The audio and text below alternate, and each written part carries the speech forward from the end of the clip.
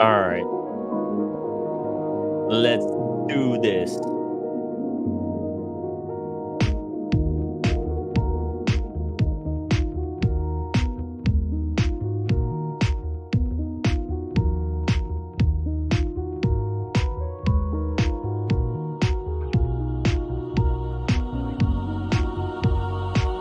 Guys, if you're just joining the live stream, please make sure to hit that upvote button. I would really appreciate it.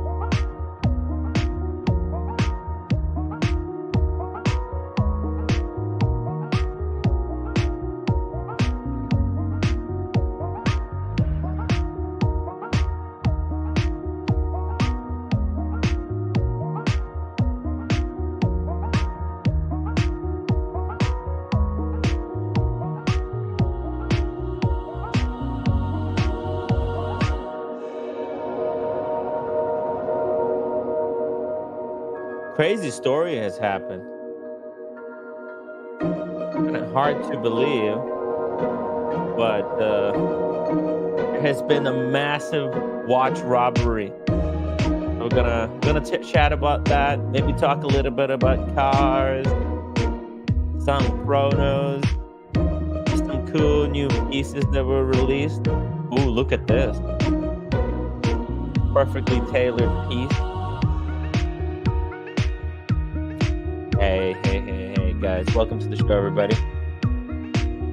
This dude got robbed, and he had the most insane collection of all time. All right, so it's no longer fun and games. This is getting serious. All right, here we go.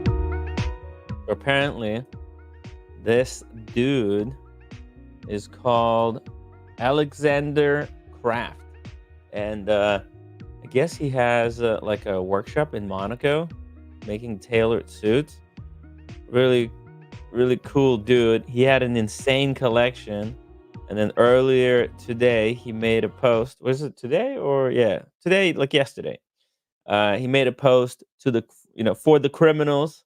This is what he said: "Screw you, you bloody criminals.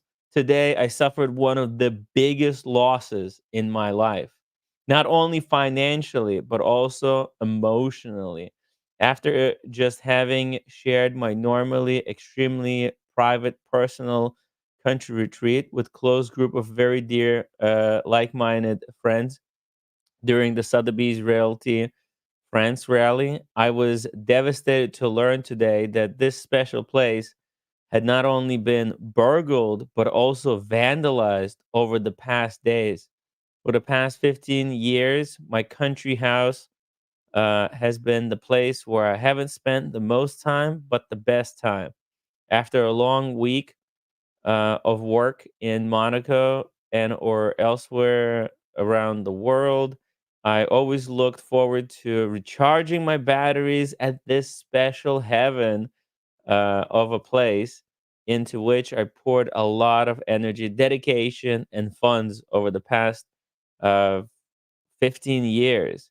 It is a place where I had reunited my various passions for architecture, design, art, collectibles, literature, and much more. To be the victim of a burglary, robbery is bad enough, but to have uh, 25 plus years of passionate collecting and many family memories wiped, not to speak of the financial loss, is devastating. However, what shocked me most was the apparent degree of brainless vandalism.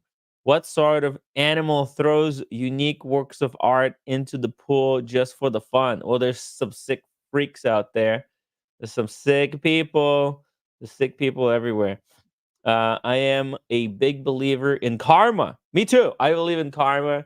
There's a lot of, and actually it works. The karma works. I was totally screwed over once, and then the dude's place got burgled. So it's interesting how the karma works. I hopefully that wasn't karma kind of working against Alexander here. Hopefully he's a cool dude. It looks like he's very financially well established.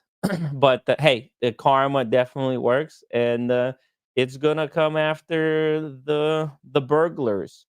We'll see. It's hard to move pieces like this. I'll show you guys the watches that he had in just a second. It's an incredible collection. Actually, really, I think, investment wise, it's a collection that's kind of with like the best stocks. I don't know. I don't have the term for the best stocks, but he had the best of the best. So he keeps going. He's a big believer in karma and the French FBI. Yeah, don't rely on the karma alone, though. You probably should get the FBI involved just to be safe. Um, these hardened criminals will get their comeuppances sooner or later. I doubt it, man. It's just the police. It's hard. This whole thing where we watch too many movies where detectives are able to track people down and stuff. In reality, it's very tough to do. One would wonder, like, how did these criminals find out about him, and where did they got the idea? Maybe it was the social media. It's this is the problem with social media and the like public people on social media. You show all these things, and criminals they can very easily just go on Instagram and like, okay, who are we gonna rob next? Oh, here's a perfect target. He shows that he's got like millions of dollars of these very easily stolen objects, and then you just track somebody down. If you don't live in the house at all times and don't have like security, somebody like this type of house that the dude has, you got to have somebody there at all times. You can't leave the place unattended. It's just this is the biggest actually flaw with watch collecting, is that you can collect stuff for 25 years, and then just one day somebody can just come in and steal everything, and you're screwed. So it's best to keep the collection small, and so like I do. Whenever you're out of the house, you have to put the watches in a safe place. But he didn't do that because he had too many. You'll see it. You'll see it, guys. You, the collection here is so insane. But anyways, he keeps going. I will not be deterred from trying to send positive, inspiring energy with my posts. I have lived through several life-threatening health scares, my family cancer, a divorce, uh, Birdie's painful death, and Gussie's horrible accident, all whilst hustling my uh, Derrari, working 24/7 for 25 years to make my many visions a reality. So I will eventually rise from the heavy blow and stay thankful for my blessings. Yeah, look, anyone who was able to build up a collection as incredible as this dude, it's really you can't let these things get you down. In fact, um, it's a great opportunity to start collecting again. Right? It's not like they took his whatever money from the bank that they can never take unless they're hackers.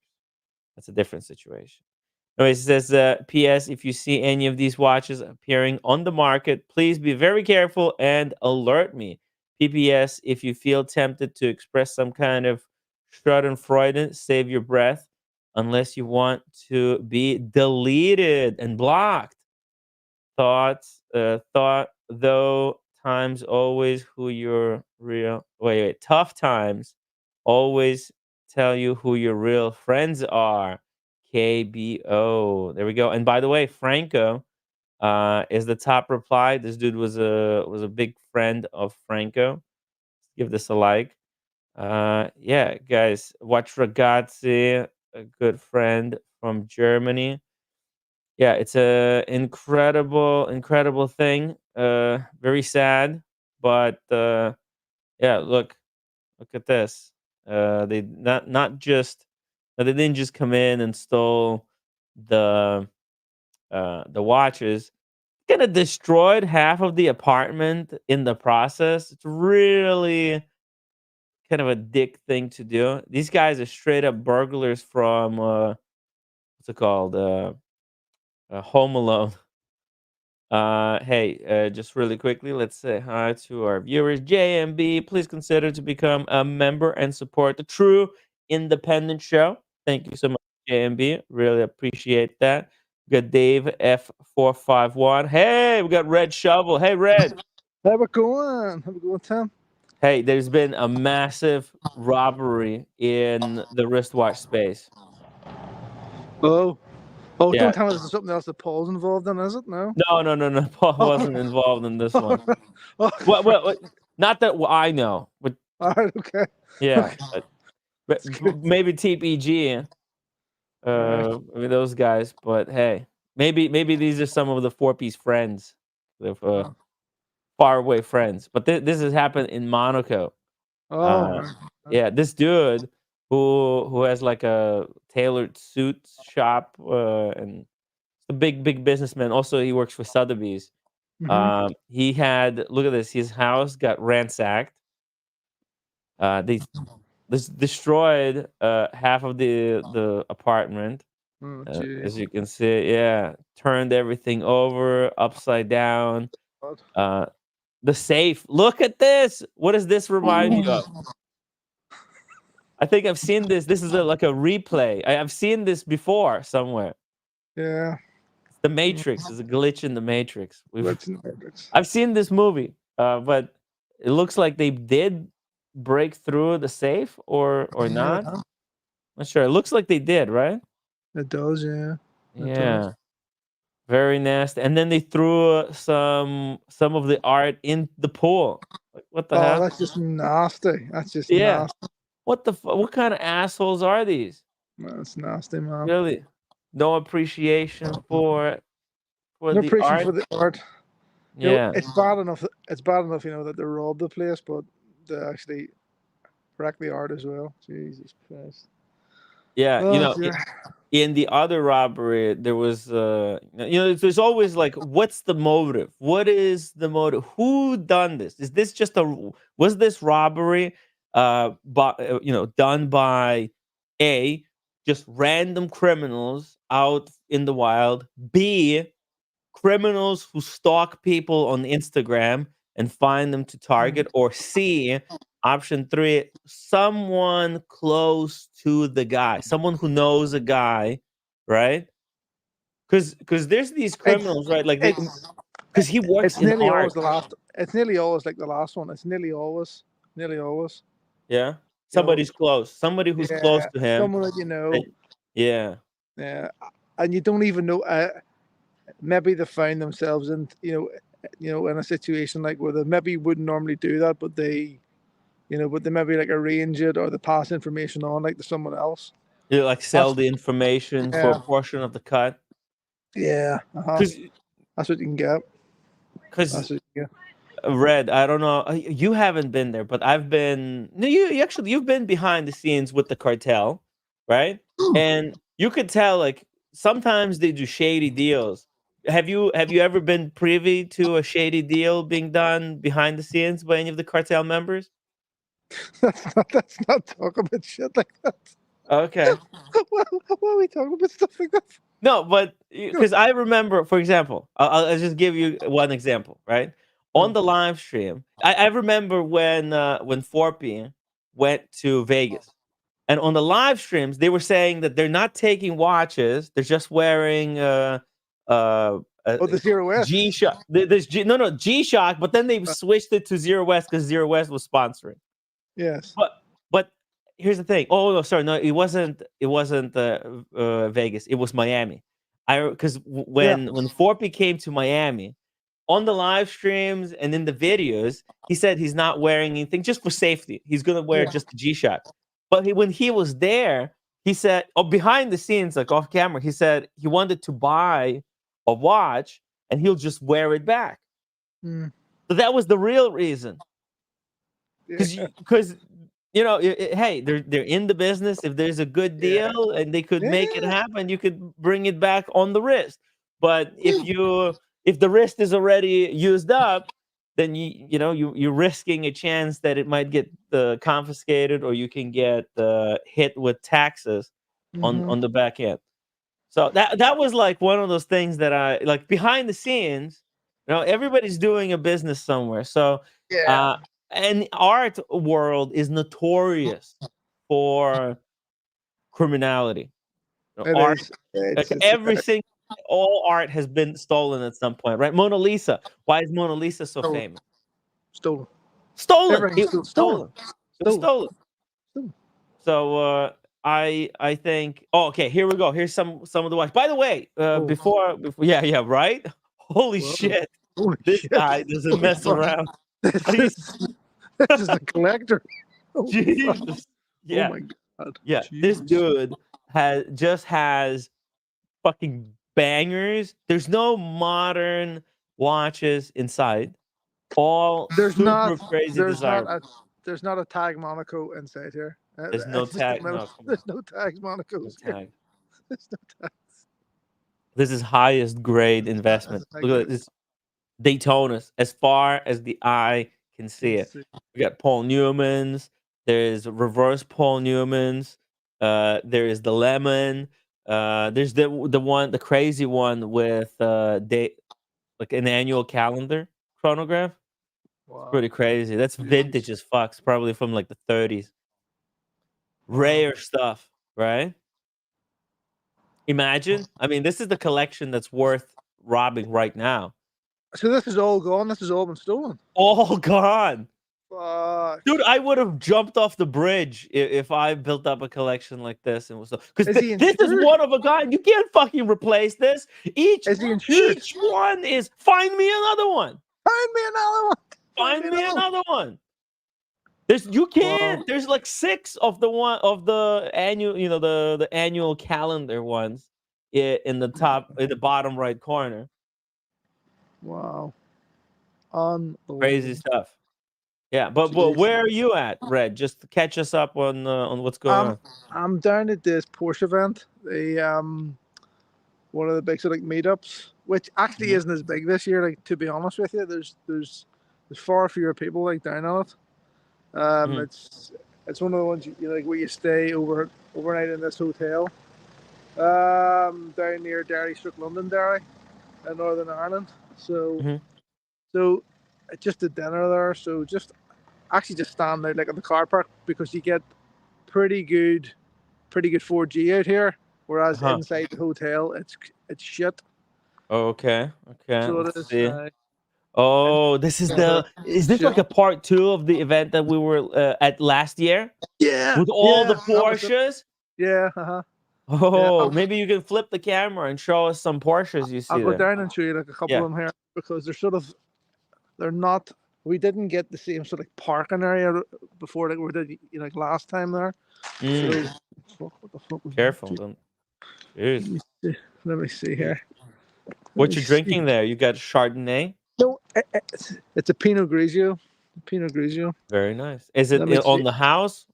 Did you have to pay a ticket entry fee to be at this event? There was some drink included for the Porsche Club people. Let me see if I can get the camera work. Let me see. How does I flip this fucking camera in here again? Here, camera. It's a tricky thing there. Oh, fuck. Hey, let's just say really quickly here to our viewers. We've got Alejandro Gillick says exclusive footage of the Wizard at the watch show this weekend.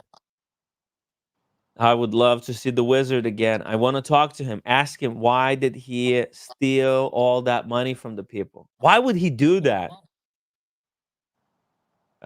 Shout out to Dr. Bob's Nightmare. It's very confusing. Dr. Bob's Nightmare. He's got what's it called? Dingo Dave's here we go. Image. Oh, that's yours? No. I don't even know whose this is. That's a Cayman. Is it the electric one? No. This is a 911, like a modern 911. No, it's a Cayman. A Cayman. Really? I thought Caymans were a little bit longer. Okay, this is 911. That's 911 there. Yeah, okay. Ah, I see the difference. Yeah, 911, it's got the That's 911. perfectly round This one oval. here, this one here is fucking class here. Holy. This is I think this is a Turbo S, this one. What do you think So, about that red color? I think It's a it's little bit gorgeous. brave, catchy, no? Gorgeous, that. And it's got really nice wheels, that one. Really nice wheels. You know, if you drive this thing anywhere in London, everybody's gonna be looking at you. Yeah. Is that a little bit too much attention, kind of? I don't think so. Like, No? It's a this Porsche, one right? here, this one here's had a bird strike. So it has. Wow. This one Oh, here's here we go. this one here's Oh, the bird strike. So this is this is a classic 993. wow. So there's very bad lighting here, obviously, because we're right in the car park here, but Yeah. it's a lovely model, that one there. Dr. Bob's Nightmare, $10 super chat. Why would you keep all these watches in your house? It's an obvious insurance job with the Not state of the necessarily. watch market. Am I right? No, no, no. If they were brand new ones, if they were, a box of APs, then yeah, you would do the insurance thing. You would do the right thing. But with those Rolexes, I think were largely unaffected by the collapse. Thank you for the super chat. This is quite a nice one here. This is a Cayman GT4. This is a proper GT4 model. Oh damn! This is nice. This is really nice. What is different about the Cayman compared to 911? What makes it a Cayman? A Cayman is mid-engined, so there's I see. Whereas a 911 has the engine in the back. So a Cayman would, on the sort of, on the price scale, be cheaper than a 911. Really? It wouldn't be, yeah. It wouldn't cost as much, but there would be some sort of Caymans that would be more desirable than sort of low end 911s. So this is like GT4 one. This would be very desirable, because this is like a race version, and it's got the like the lowered, like the lowered splitters and all. It's look how low the suspension is. The car is almost touching the asphalt. If Nico Leonard sat down into it, it would be scraping out of the park lot. It would be fun. It would be fun. So it would. And this, let me see. Here we have. This is a 997, a 911. Oh wow! This is a nice one here too. I know the guy that owns this one. Oh yeah, what does he do? I think he might have owned a company that sold office furniture. I think that's what he done. Really, office furniture? Yeah, that's a great business. Offices, they usually buy shit ton of furniture, and they don't even care about the price because they're usually part of some kind of mega, and it's all like a deductible. So a lot of these, dude, Red, like in New York City, like you can go on Craigslist, and sometimes an office will go bankrupt, and they will put all these Aeron, like this chair that I have, the Aeron. They will put chairs, like they will put 100 chairs like mine. On the Craigslist to get rid of. It's a great business, but it's all about the hookup. You have to know all these offices, all the the connections there. Now this is a 911T, so this is like a 911 that has been. This is just one of these weird situations in life where you actually pay more for less. Right? Wow. Well, it's like a no date. It's like paying for a no date sub. But it's a little bit cheaper. But technically, you should be more expensive. I think Rolex can switch the prices, put the no date one $1,000 more expensive than the date, and they can rock the world. We see this is one where you can't quite maybe see, but you don't get a door handle. You get like a piece of cloth that is yellow colored. What? Right? Come on. More for that, right? Serious? And it's to save weight. This is to save weight. So this is 911T. So it's to save weight. So you get things like lighter seats They don't give you as many fucking speakers for the stereo. They basically strip things out, and you pay for them like to do that. Oh, yes, that's the kind of what the Porsche philosophy is. Other brands, they would try to create a more powerful engine, whereas Porsches, they try to do everything they possibly could to reduce the weight of the car. That Yeah, way, it's the same engine, but it can go so much faster yeah. because it's not pulling all this weight behind it. So you basically pay more for less in this model here, Wow. but people buy it. But people buy it. The guy that bought this out of Porsche Centre Belfast, he loves this. He How loves much this is car. that car? This so far, this is my favorite one of the lot. I think this was probably when he bought this, Mhm. about 80 grand, maybe 80, 90,000 80 pounds. grand? That's not even that bad. Is that? I thought it might have been more. I sort of lost track, like how much like these things actually cost now, but it Yeah. probably no. Oh, hold on. Actually, it might have been 100,000 actually for the T1. 100,000, okay. Yeah, maybe about 100,000. I could see cars like these, hold their value, like the They stripped down do ones, because that one those. there. That one there does because it's a Mhm, particular type, and there's a particular type of person mhm. likes that sort of car. Just a modern sort of like stripped out car. It's sort of it's sort of halfway between the normal sort of like luxury one Yes. and like a GT, like 3RS. It's a halfway Oh, house. yeah, GT3 RS is fully stripped down. There's Yeah, nothing in the there car. was There's a not even the couple of those. GPS. There was a couple of those earlier. Now they stayed for the dinner, but they're not staying in the hotel like tonight. They fucked off home. I don't see them parked anywhere else. I'm just looking around to see. And then we have this is actually kind I of nice want one. that car. That's dude, you This just showed me my dream car. this is a Boxster then, so this is a convertible. Here, Oh, this is a convertible is convertible.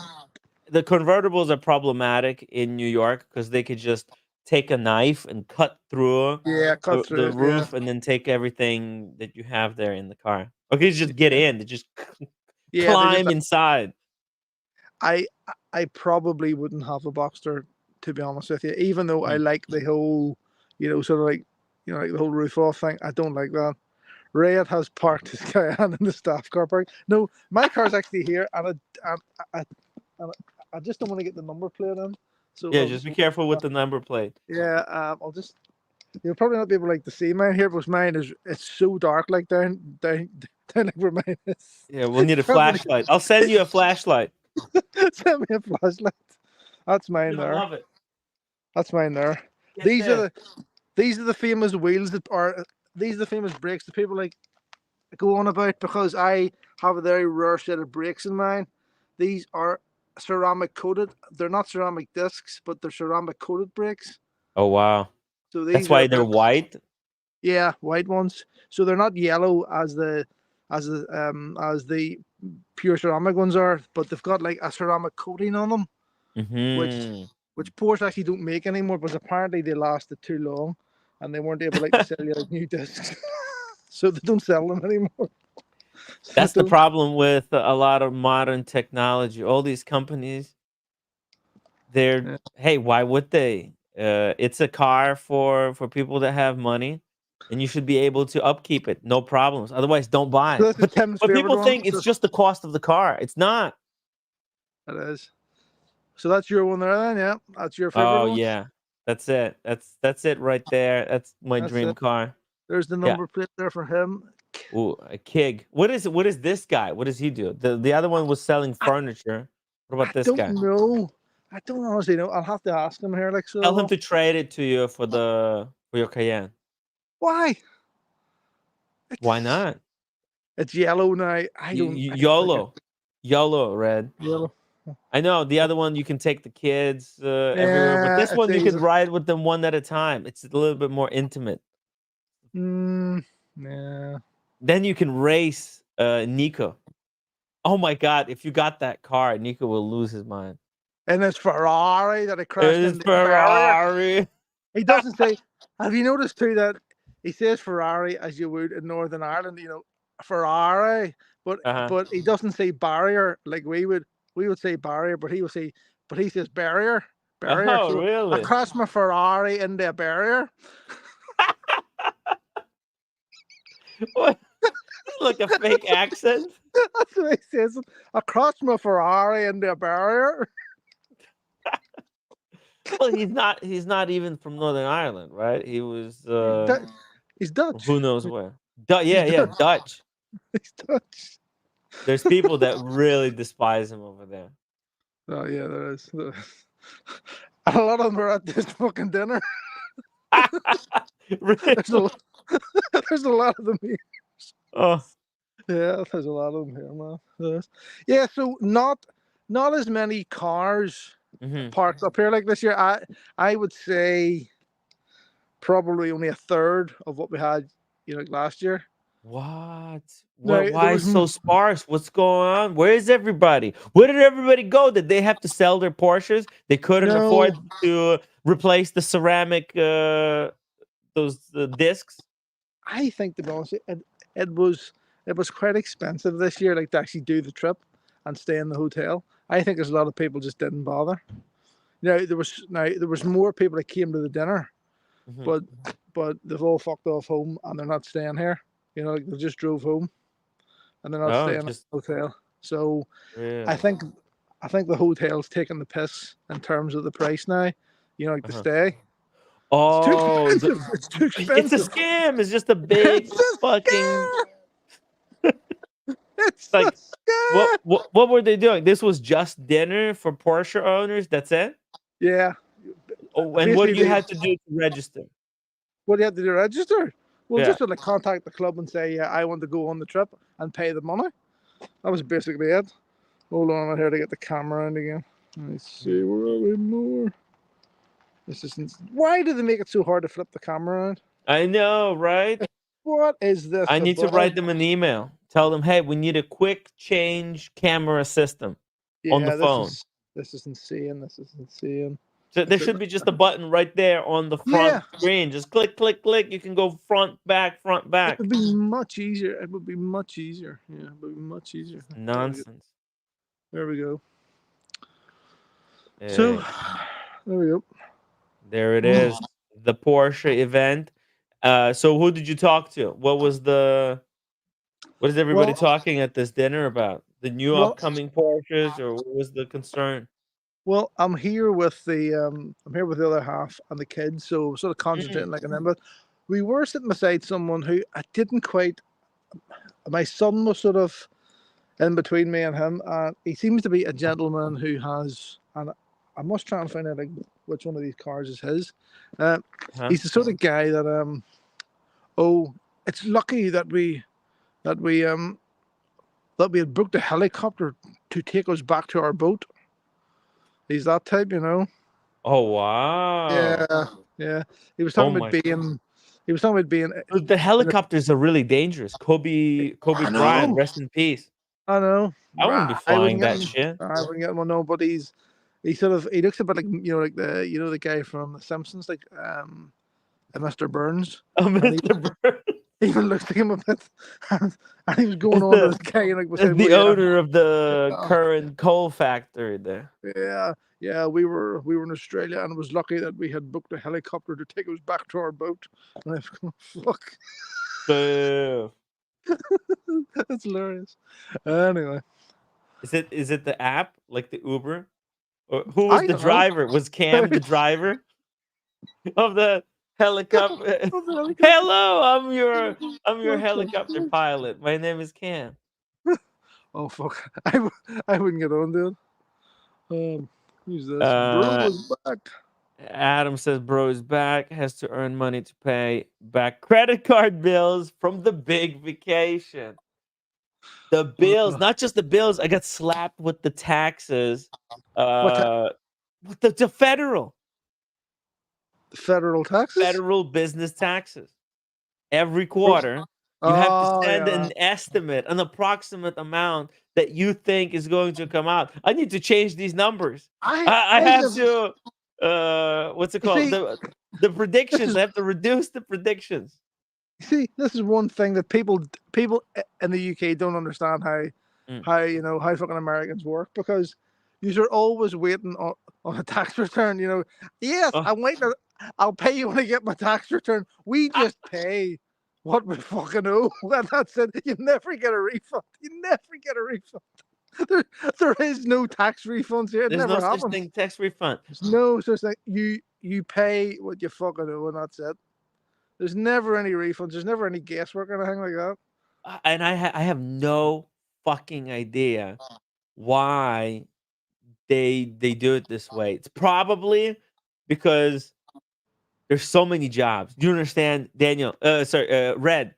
If they Daniel Katz in the chat. 1 second. Daniel Katz. Tim slept with the roommate. Laundry. Hey, Daniel. Link is in the chat. Join us on the stream. Hey, what was I talking about? And the taxes.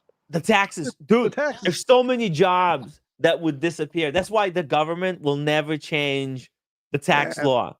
There's like a union of all the different tax attorneys, of fucking tax preparers. Because the funny thing is that IRS, they know exactly how much you owe, and then the whole exercise of going to do your taxes in the United States is like a confessional, like you go to see a priest and they test you. Are you going to lie, or are you going to be honest about, and then there's some people, they just, if they don't check you, then you get away with it. It's ridiculous. I've just never understood. I've never understood, because you sometimes see those things on TV. Like those like courtroom things you have. Yeah. Like Judge Judy and fucking Judge Brown or something. Mm. And the defendant always says, "I promise I'm going to pay him when my tax return comes in." You go, "What the fuck's this tax return shit all about? We don't get that.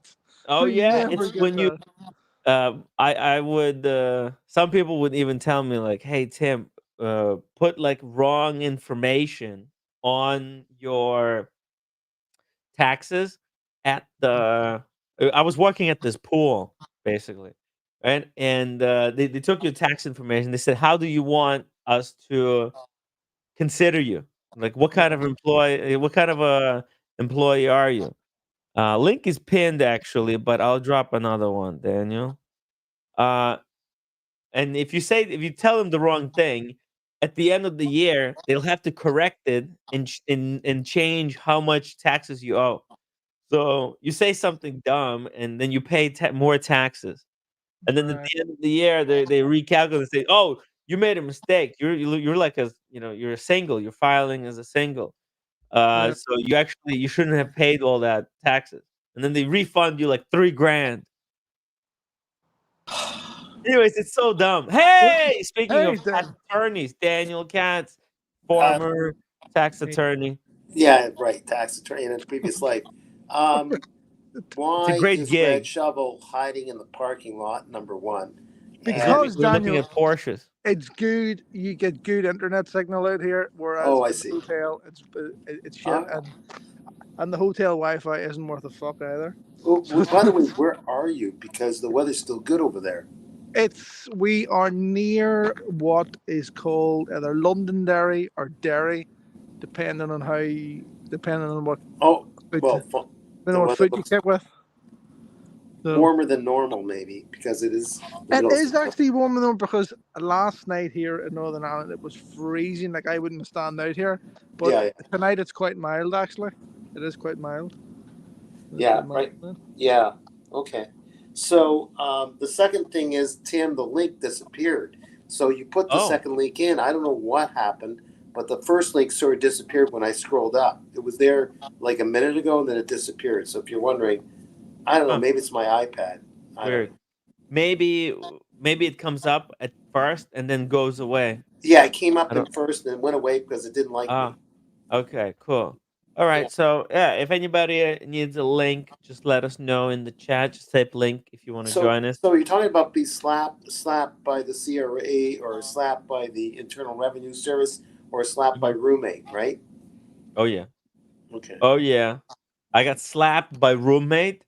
Yeah. I got slapped by my mom. earlier today. She told me to lose some weight. I'm like, yeah, give me a second. I just got back from this most brutal trip. Got slapped with taxes on return, and my mom calls me a fat ass. Yeah. And she's like, well, how do you think Nico likes it when you call him? I'm like, I'm like, he obviously doesn't like it. That's why I do it. Tell roommate I've been doing my laundry, okay? Okay. And I did laundry today, so it's like, I just need some time, and it's like raining today. It's about to rain here, so whatever's left over is coming over here, and I think the frustrations with the mini fighting in Korea, whatever's going on there, is upsetting her really. Yeah, no. I think she already forgot about the Korea, but okay. Yeah, they were going at me for being fat ass. What can I do? David 451 says Mr. Katz is saying that Tim is the missing link. Right. Gotcha. Oh my John Doe read in the UK, you have to pay your taxes based on forward estimates of what you earn. So if you under earn, you'll get a refund or credit. Yeah, there is truth in that in a way, but it depends on you see your tax, like for limited companies, is based on the accounts. Your personal tax, yes, is based on an estimate, but in my experience, very, very, very few people ever get a refund, right? In fact, most people normally get a fucking demand, like, for more money because they've underestimated it, right? So whereas Americans seem to seem to work on a basis where they nearly want to get a refund. And so, yes, as you say, I did that. Tell various shit. I did that. It's very good way to save some money that way, because it's a weird concept, because here because what happens is they know that if they were getting all the money, like I think what's happening is that there's a lot of the population, right? They use this as a kind of a loophole to get more money. And then hear me out, because what happens is most people are renting and they're paying like monthly rent, and the monthly rent is based on how much people earn. And some of these landlords, they're so vicious. Like, if they knew you had an extra $100 or $200 a month, they would raise rents. That's how this works. And so what happens? People purposely screw. There's an incentive to because they know they can fix it at the end of the year. They purposely screw up their numbers so that more money gets withheld, and then at every 12 months they get like a big check that they could use for a vacation. This is like, and also I think this is like people are doing this unconsciously, but that's what I think the ultimate. I know that's kind of what it was like for me. I was like, hey, this is the money that I know cannot be taken away from me. I'm not going to spend it. Yeah. That's how I was able to buy the first Rolex. I'm going to lose all my taxes. Money. You pay your personal tax here the 30, the end of January and the end of July, and most people leave it right until fucking midnight on the last night to actually really? through, right? To pay it. Yeah, but people go, I'm not giving them constant money, until I absolutely have to. Yeah. Right? But I don't think I've ever heard of anyone that has got a refund from like from HMRC. Well, Daniel just got like almost won a lottery. He's got an inheritance. What? Yeah, that's the first time any of my like friends get an inheritance. So Daniel, I got a refund. You got a refund? Yeah, and a refund during the period of now you've heard of someone read about the period of helping Dad out and being with Dad, because that was my emotional thing. I got and I was at a minimal dealing with that, living in the house and whatever Was the mess government up paying that you to take care of your father as well? I was like, was it PSW in a way. Then the accountant played around with the figures. Not played around. He gave the figures that gave the impression I needed funds back, and I did. Apparently, the government actually gave me funds back. It just worked out. I was like at a minimal. The way it was sorted out, plus certain costs that were subtracted. Really? When was top this? Of that, certain health expense, whatever. He made it so low but legal that I got a refund from the government. Now that doesn't always happen. That was just a weird anomaly. Okay. Wow. And Daniel can add that to $12.3 million that he got, so he's doing well. Come on. Come on. Daniel is 143 years old with Yeah, $12.3 million. Daniel, you'll never spend all that money. You're never going to spend all that money. I hope I didn't embarrass myself in front of the sergeant here, though. Hey, Sergeant. Yeah. Okay. Good morning, good afternoon, and good evening. Yeah. Sir, yes, sir. Hey. So Daniel, on the inheritance, did you have to pay like money, or is that's going to be later? I still do. Did you already pay it? No, that's separate. No, it's owed. They tell you how much you're going to owe to. Look, I don't want to go and I don't want to expose myself. No, you could just say percentages. What's the percentage, Daniel, that you have to pay? Because in the UK it's 40%. So 30. if you inherit 30, so, 30. It was 30 based on and it was deferred taxes on the X whatever limited of the company. And what I get, I just let it sit in a bank. There's not much. It's like 70 or whatever. Of that amount, I'm paying a big chunk, and I'll pay maybe. I'm just let the money grow a little bit. Then I'll pay a chunk in a week or two at a bank, just to the CRA, and then pay the rest later. But of the house, I've been lucky. I get to keep most of that. But of the funds you make from the house, like my share was a few hundred, whatever.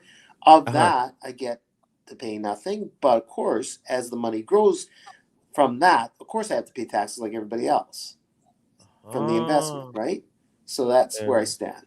But 30%. 30%. Wow. It's free money, so you can't complain. Well, not free. You were working your ass off with the father. Yeah. You were doing extra work, overtime. Right. PM says UK is 40% on the death estate. Yeah, it is 40%. Yeah. Yeah, I just found out earlier today that my mother's brother, he is still in Ukraine and he's taking care of the houses. Amazing. So amazing.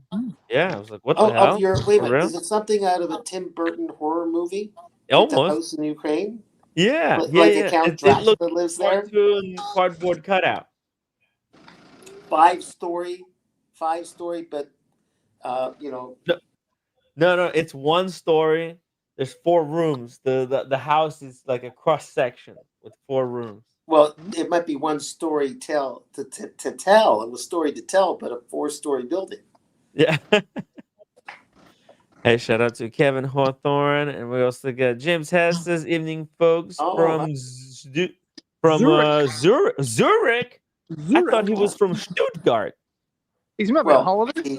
He's visiting. He's visiting. Very nice. Alimony is tough, cats. You got a scare of a lifetime. Yeah, someone's gonna. A couple of ladies, I hate to say, have been eyeing me with a big smile.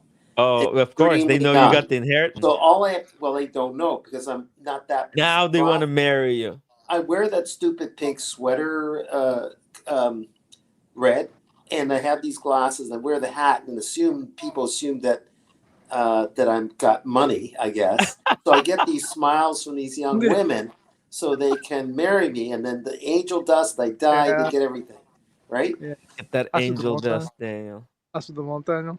We're gonna do some angel dust in LA, Daniel. No. My sister's already warning me. What are you doing in the house with a bunch of madmen?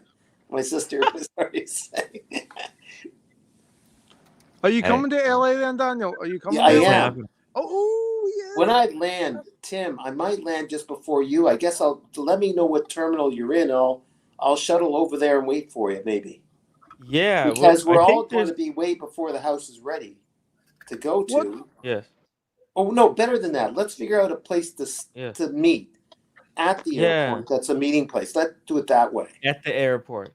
Yeah, and then I'll just Okay, yeah, stay that's a there good idea. like a cafe. We'll find out Wow. what's there, and I'll probably land before you. And then after I get my baggage and my machine gun and my explosives, They can't I'll say meet that you on at the the live airport. stream, Dan.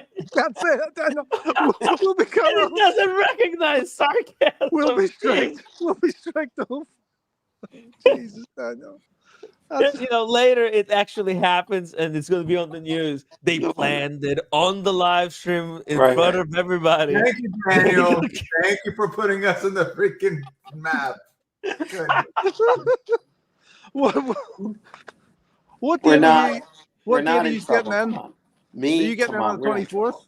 What? Is the 24th you're getting in, Tim? Yeah, On the yeah. 24th? Right. Okay. Yeah. Yeah, I'm going Alright, on an but early It's going to flight. be such a sick place. Hold on. Let me pull up these images, guys. This animal house is so cool. Just and so you guys know, I know you guys were talking about the IRS and everything else. Before we go on, 5 minutes real quick. okay, 5 minutes. 2011, I got audited. Right? Wow. And that's when I was going from W-2 from W-2 to 1099. Anyway, W-2, how are they different again? W-2 is when somebody else, like a corporate, you're working for the corporate, whatever it is, and they're taking taxes away from you, and they're holding it year round. Okay. So eventually, in the end of the year, depending on the tax bracket you're in, they either take away and then they go ahead and refund you, right? W-2. Yes. So throughout the year. Now, when 1099, you're practically like you guys are now, somewhat mine. Independent contractor. Yeah, exactly. So anyway, I asked the guys, like, hey, what flagged you guys? Well, you went from W-2 to 1099. Okay. And the rationale what happened was it was an honest mistake on my end. And he said it. It's like, you checked off the wrong box. It was the first year. I was like, I have no idea how to file it and whatnot. Oh, anyway, yeah. Yeah, so it was. I ended up having to owe like $40,000. What? Yeah, 40 grand. Oh, that's so. But wait a minute. Were you afraid? Hold on. Were you afraid it was going to be way more than that, Sergeant? No, I had no idea. Okay. 40,000. How did you? Now, how did you pay this back? Because I don't know how. Bitcoin. Did you have like some savings? Did you have to sell a watch? No, not at all. In fact, the Good IRS, lucky you just saved the. No, neither. I ended up paying some of it, but here's the thing: the IRS personnel knew it was an honest mistake. Like I said, it would be. Wait, so they took it off of you? They said you don't have to pay it? They said partly. He went ahead and said, "Look, he gave me steps to go ahead and do." And I did it, and I ended up paying. It took me a year, but I ended up paying for instead of 40 grand, I paid like 5 grand. What? Oh, wow. Okay. Get out of here. That's But hasn't happened. awesome. That would never happen. That would never Congratulations. happen. Screw you, the government. Wow. I mean, the guy, he knew it was not. It's like it was a click of button, wrong one. I'm like, well, this is what I did. It just see, this wouldn't happen if they just told us how much we have to pay. They know how much. They have the software. In the UK, the only people that shit like that happens to, right, is the really rich who get tax bills for £2 million, right? And they end up having to pay maybe 20,000 or 50,000. Normal people that have a 40 grand tax bill never get reduced the 5. Never happens. Never happens. Never happens. Marked 5493 says Timmy doesn't pay taxes, so he doesn't know. Not much. And Are you we going have to revise our prediction figures for the 2020 for the year of 2024. I'm gonna have a big refund this year. Yeah, but Tim, just to well, I don't know if you're saying it wrong and you meant that way, but the fact is, IRS knows exactly how much you made, but they don't know how much you have to pay. Only because No, they know. They have AI. It's all they can keep track of you so easily. Well, you don't know. They don't know how much because they're waiting for you for the deductions. What are you going to deduct? No, but they know exactly because they know you more than you know yourself. Like Facebook keeps track of everything, right? They can serve ads perfectly tailored to the kind of person you are. So it's the same thing. They got the software, they got everybody's social security number, and then everywhere where they can see money coming in, they know, oh, this is the money that came in, this is the money that left. They know exactly how much you have at all times. Unless you got something like a gift of a watch. Let's just say hypothetically, right? But off book assets. Yeah, That's the thing. right. But if you sell that watch and put the money in the bank, they'll know, oh, you just got 20 grand. Where did that come from? How could you just get 20 grand deposit? You can't put it in your bank. You have to sell it cash and keep money as cash. Yes and no. They'll know it's a flag if it's more than $9,999.99. Well, no. It's a flag. Yes, I know. It's a passive kind of system, but they keep track of you. And if they wanted to look you up, it would show up. And so the only way to keep it, without the government knowing theoretically, is to be able to, buy it cash or sell it cash. Sell it for cash. But, the place that you sell it to, it can't be a place, right? Because if you buy it from a business, they take something, they take your name or whatever. The receipt is going to link you.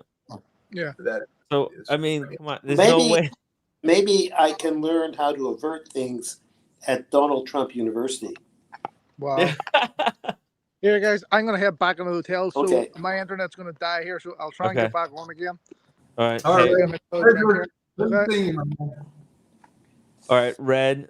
We'll see you soon. He's there at the Ferrari event. Tim, I'm going to Porsche event. Yeah, what's up?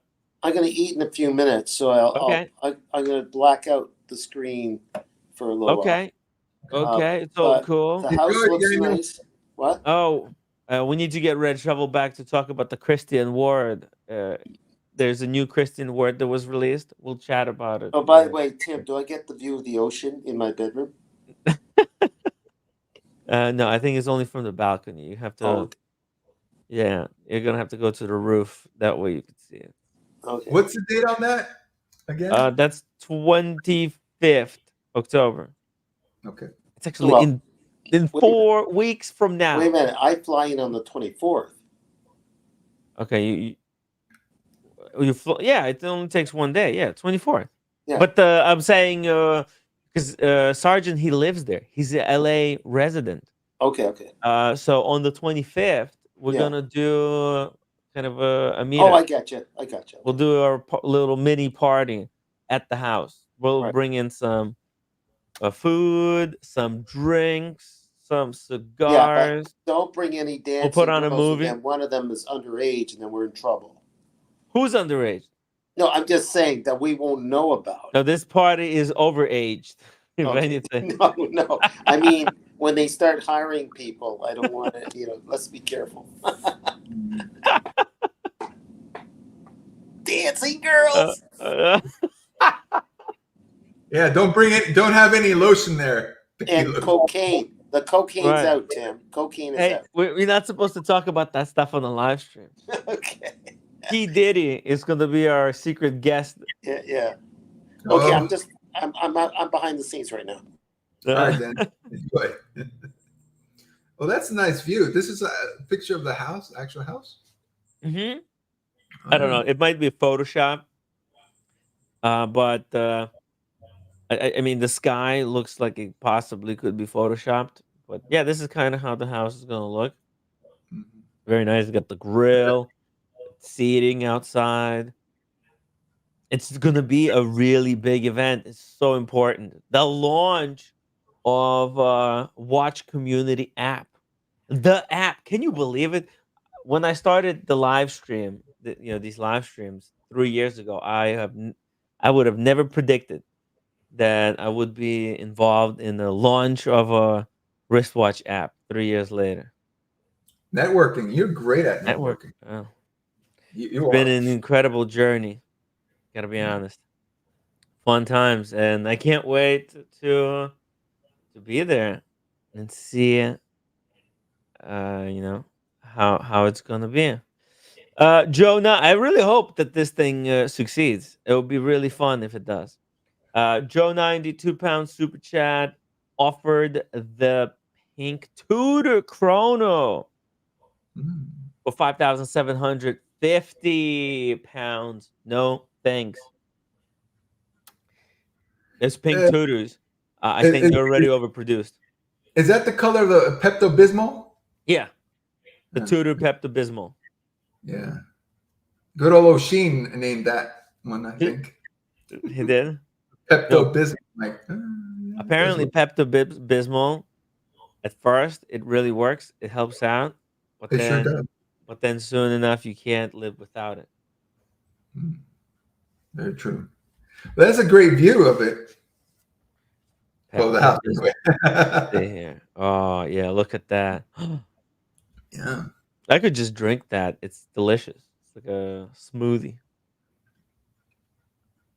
It's Yeah. been years since I've had that. And I'm talking Oh yeah. in the 90s. 90s is when I had that last. But it's a nice Really? view. Wow, it has a terrace. Yeah, with a beautiful terrace, beautiful. What's it called? The little um living room with the kitchen. See, there's a dining table for 10 people. God damn. Yeah. Just to make sure I have this correct, I know you said on the 25th, but you get at the airport the 24th with the same time day as Daniel. Yes, Do you come in the evening or in the afternoon, morning? in the morning. Oh, in the morning. Yeah. Okay. Dr. Bob's Nightmare, $5 super chat. Is anyone else glad YouTube stopped spruiking that blue quartz Movado on every ad? Interesting. Blue quartz Movado. I was just talking to my taxi driver about Movado. Let's see, blue quartz Movado. Oh ho ho ho! Is it this one? I don't think it's gonna be this one, but let me pull this thing in. Look at that.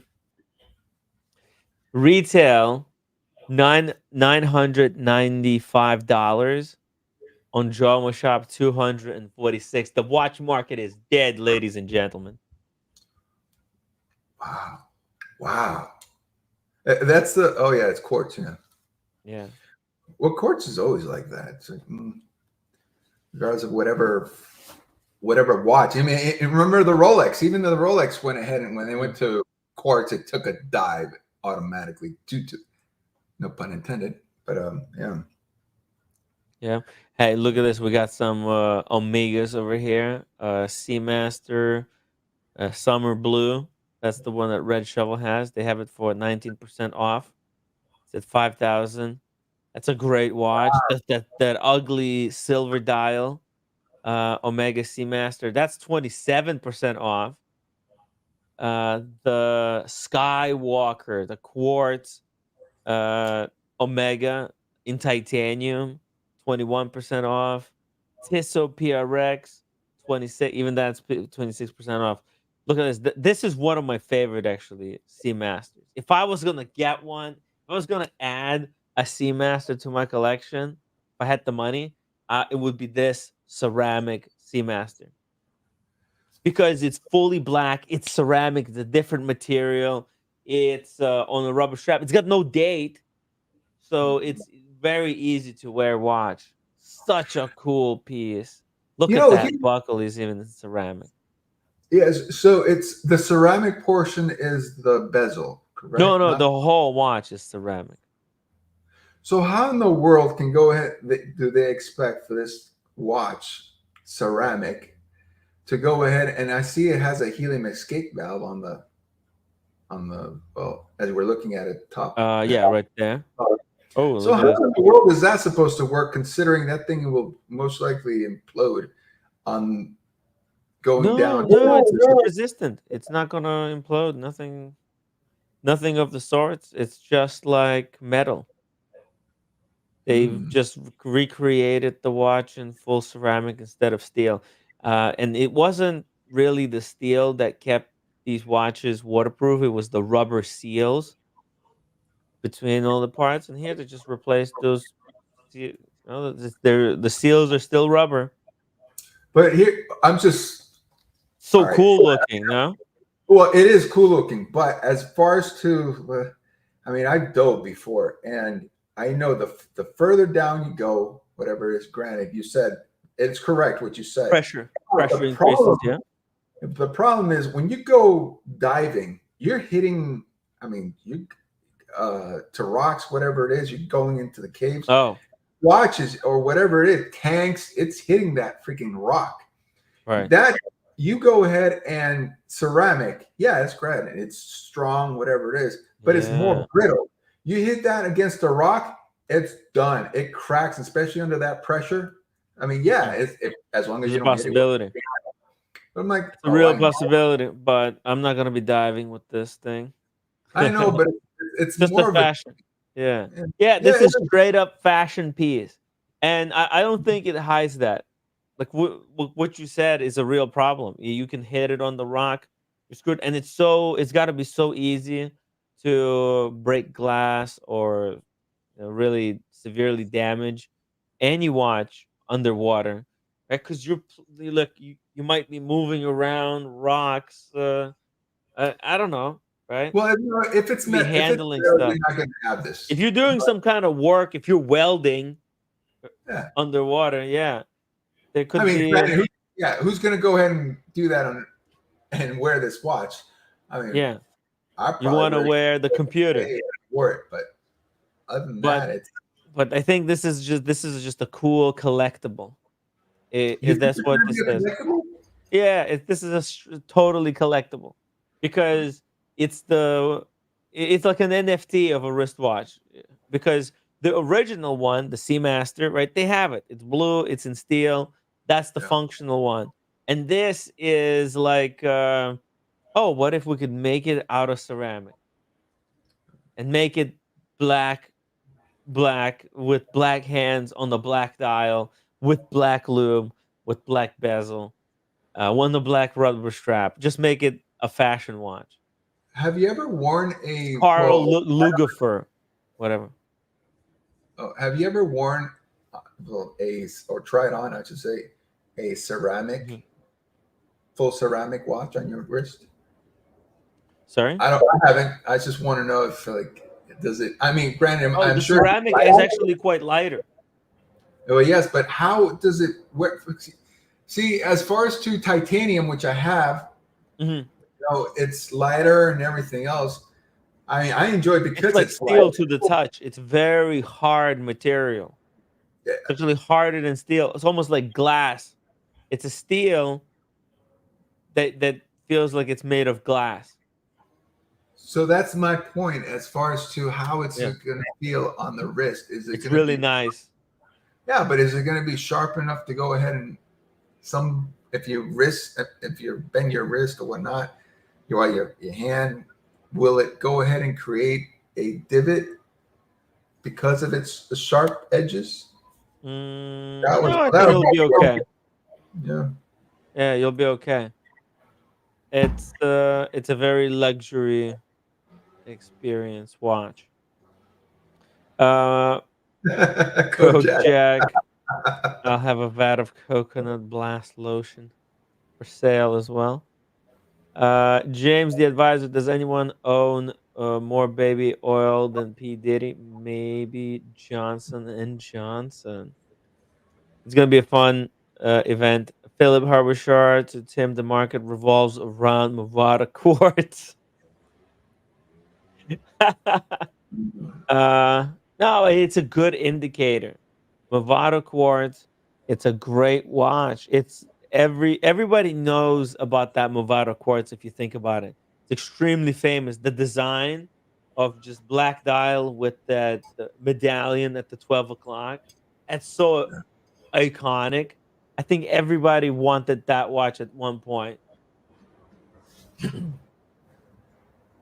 Hmm. You know, I was thinking as far as to that, well, on a Friday, Mhm. you know, going up there, whatnot, not too many parking spaces up there.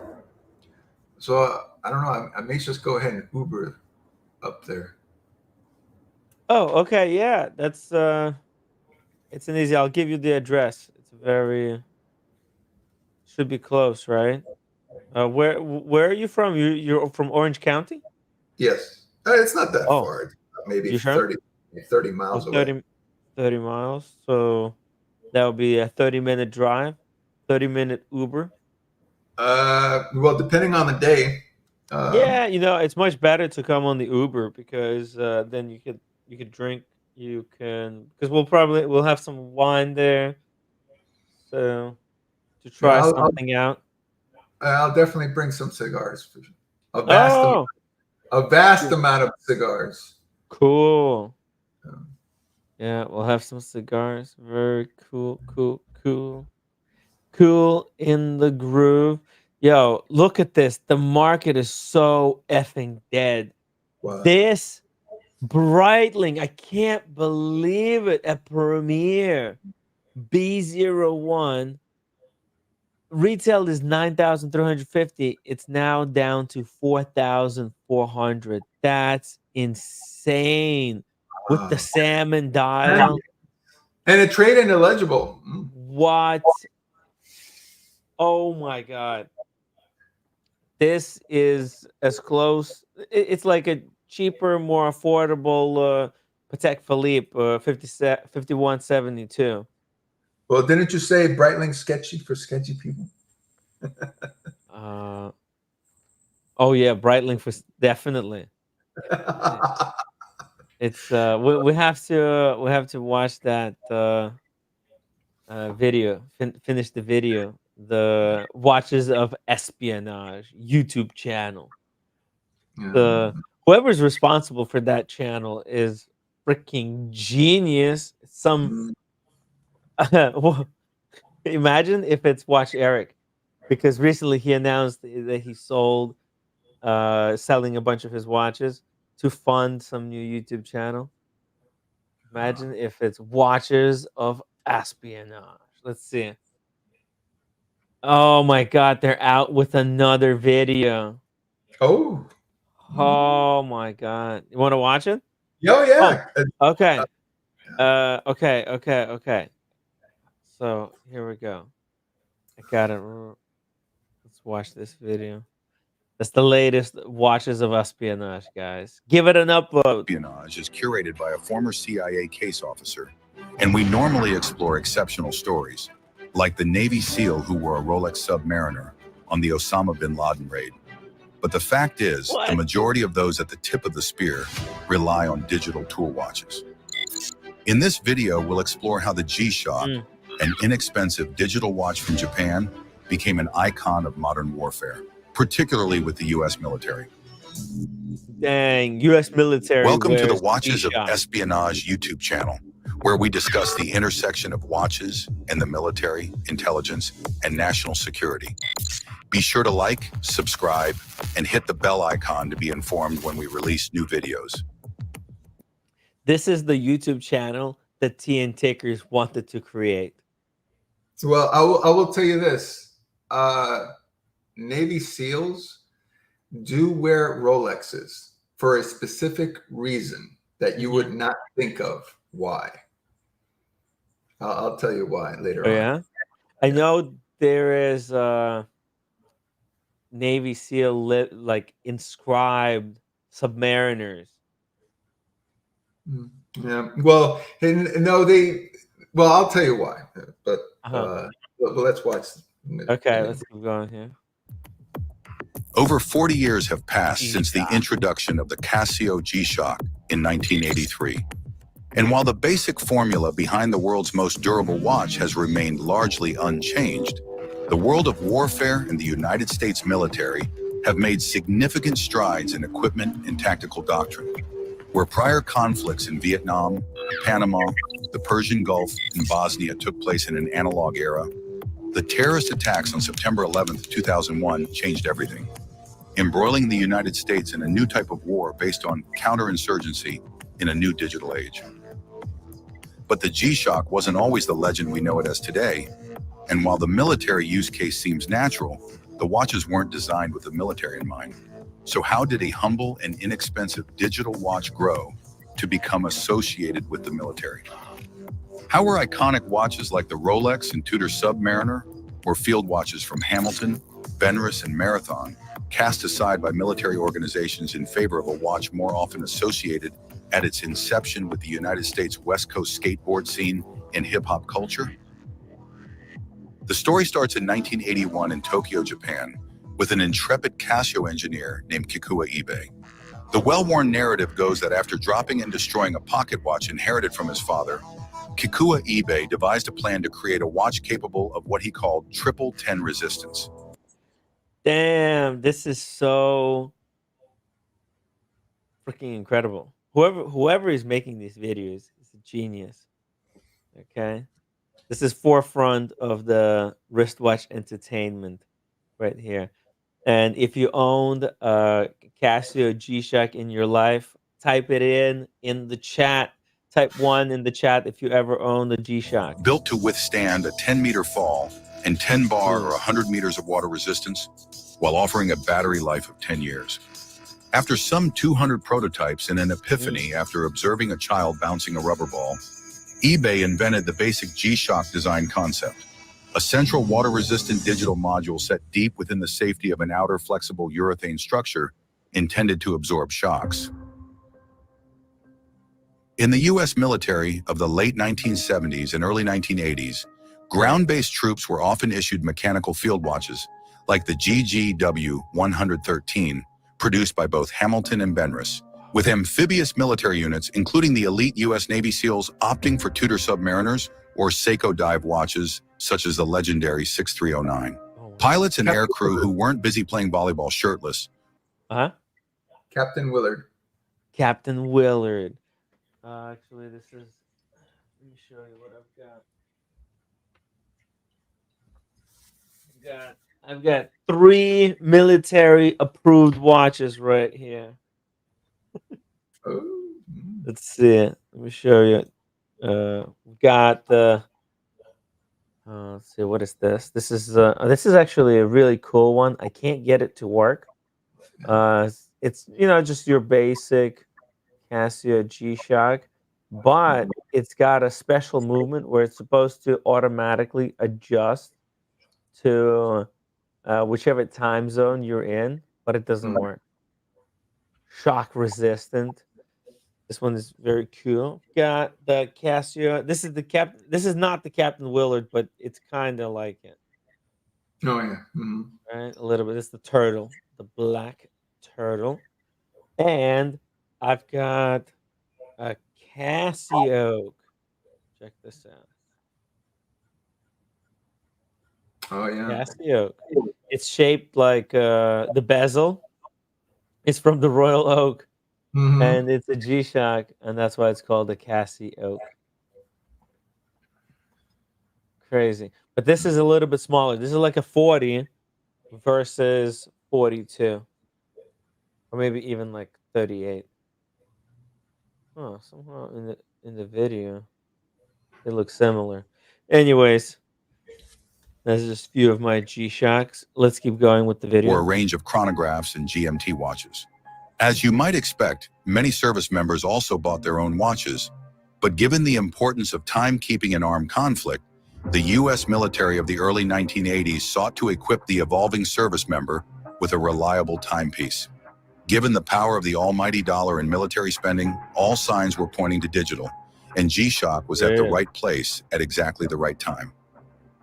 Proving the military's interest in digital watches, in 1983, the U.S. Navy's Experimental Diving Unit, or NEDU, conducted a comprehensive test of 6 different digital watches, including 2 from Casio, 2 Seiko models, the Chronosport UDT, and a very similar and seldom seen analog digital Heuer. The brand new to market G-Shock was left out of this particular test. Still, the success of the rest of these digital models under the NEDU's intense subsea scrutiny indicated the beginning of the end for analog mechanical watches in military service. For the first time, G-Shock presented military supply channels with a watch that was comparatively inexpensive, while also offering incredible durability, alongside the broad functionality offered by even the most basic digital watches. Whether you were an elite maritime special operator, a fighter jet pilot, or a cook, the G-Shock was up to the task.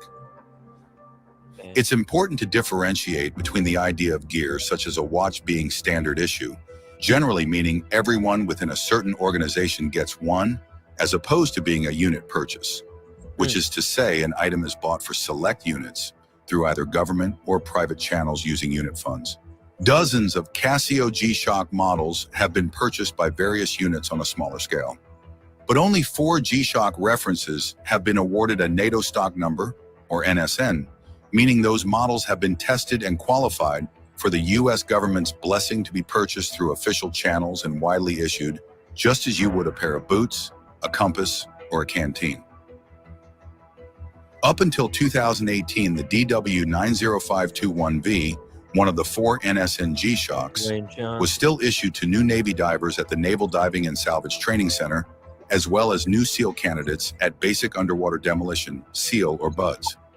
In these instances, the watches do not come in retail packaging, but instead in a small brown cardboard box with a simple printed white label.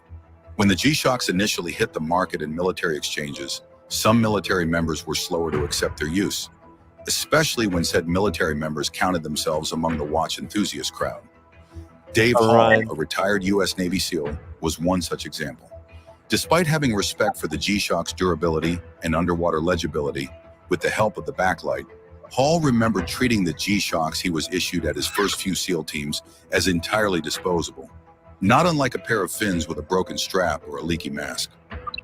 Retired Army Ranger Jose Gordon remembered when G-Shocks hit the market as well, but was reluctant to take off his proven automatic Seiko diver that had grown in sentimental value, proving itself in combat time and time again. However, in time, even these elite operators made the switch, finishing their careers in the first part of this century wearing G-Shock and other capable digital watches from brands like Suunto and Garmin.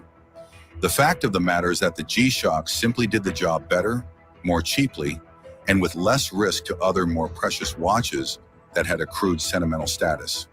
In some ways, the history of G-Shocks as it relates to the US military offers a few tough pills to swallow.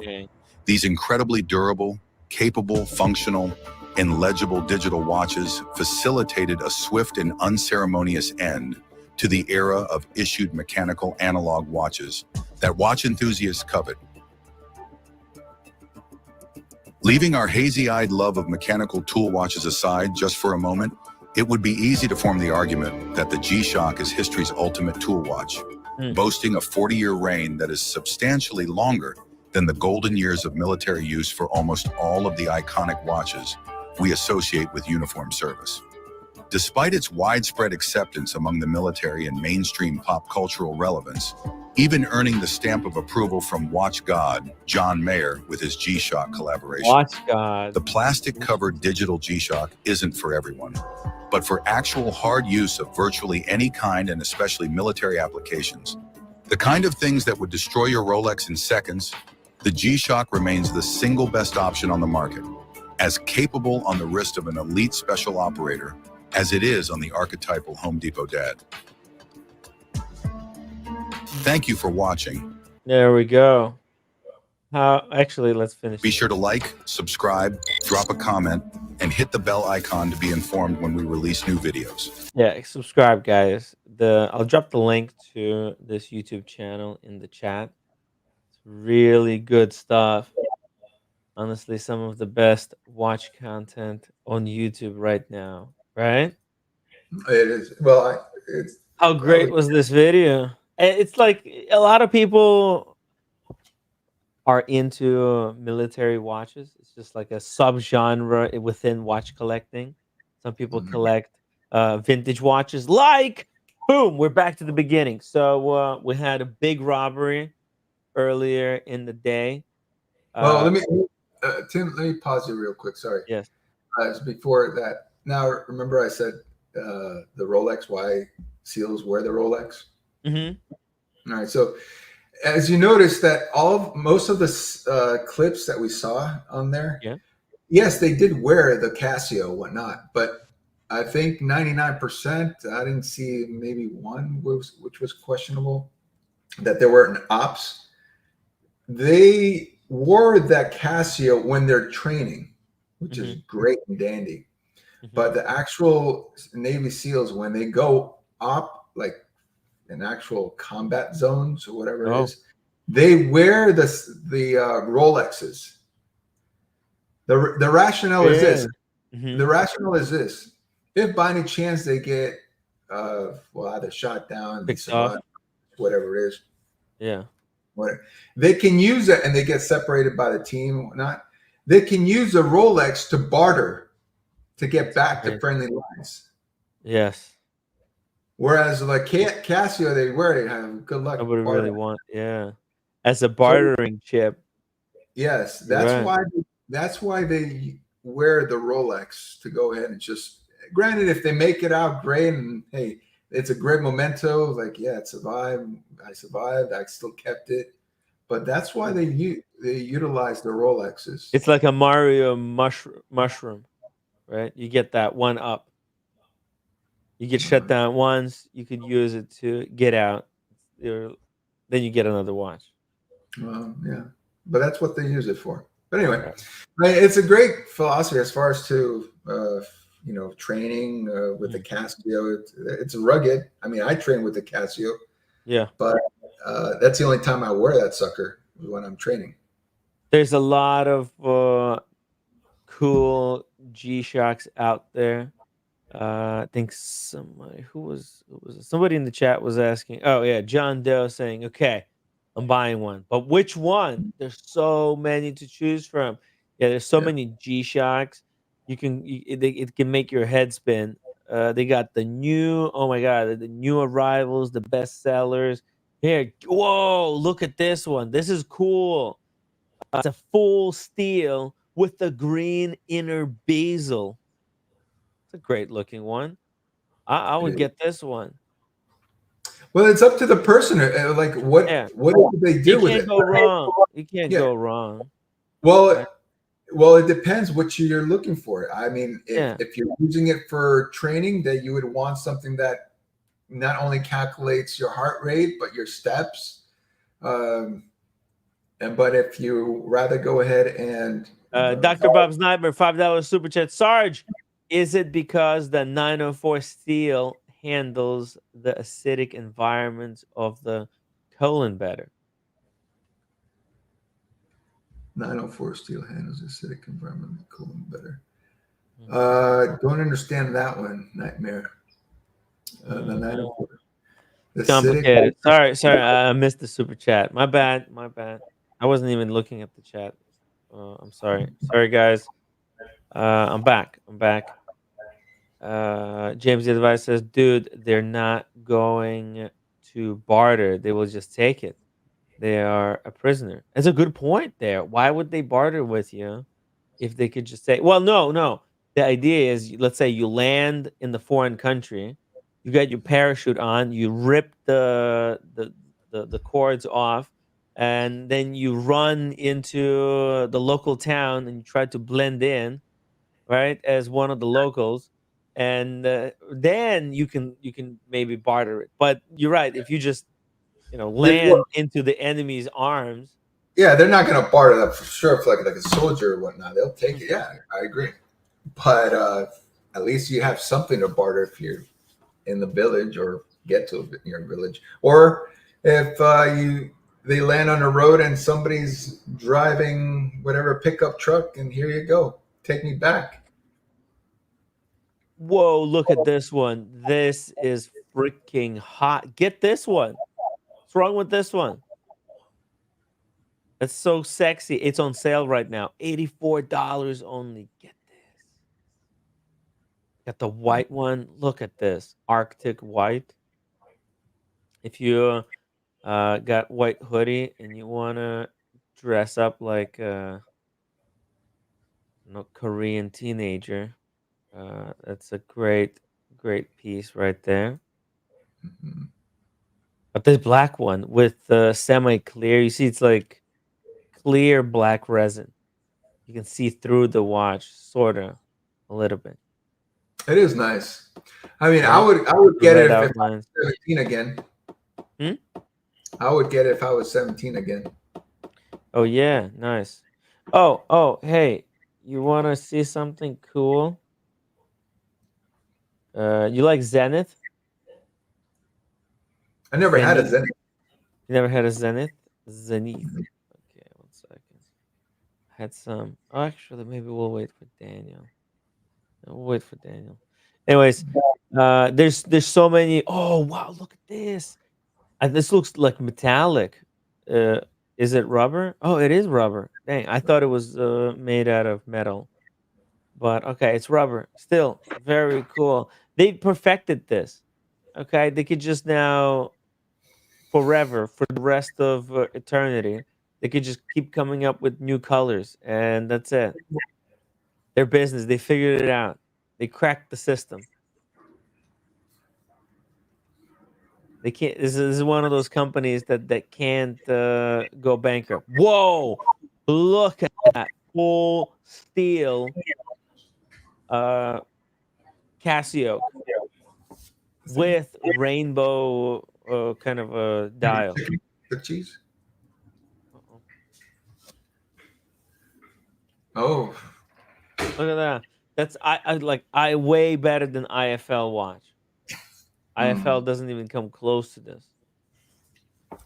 That's a lot of watch. Great little collectible. $580.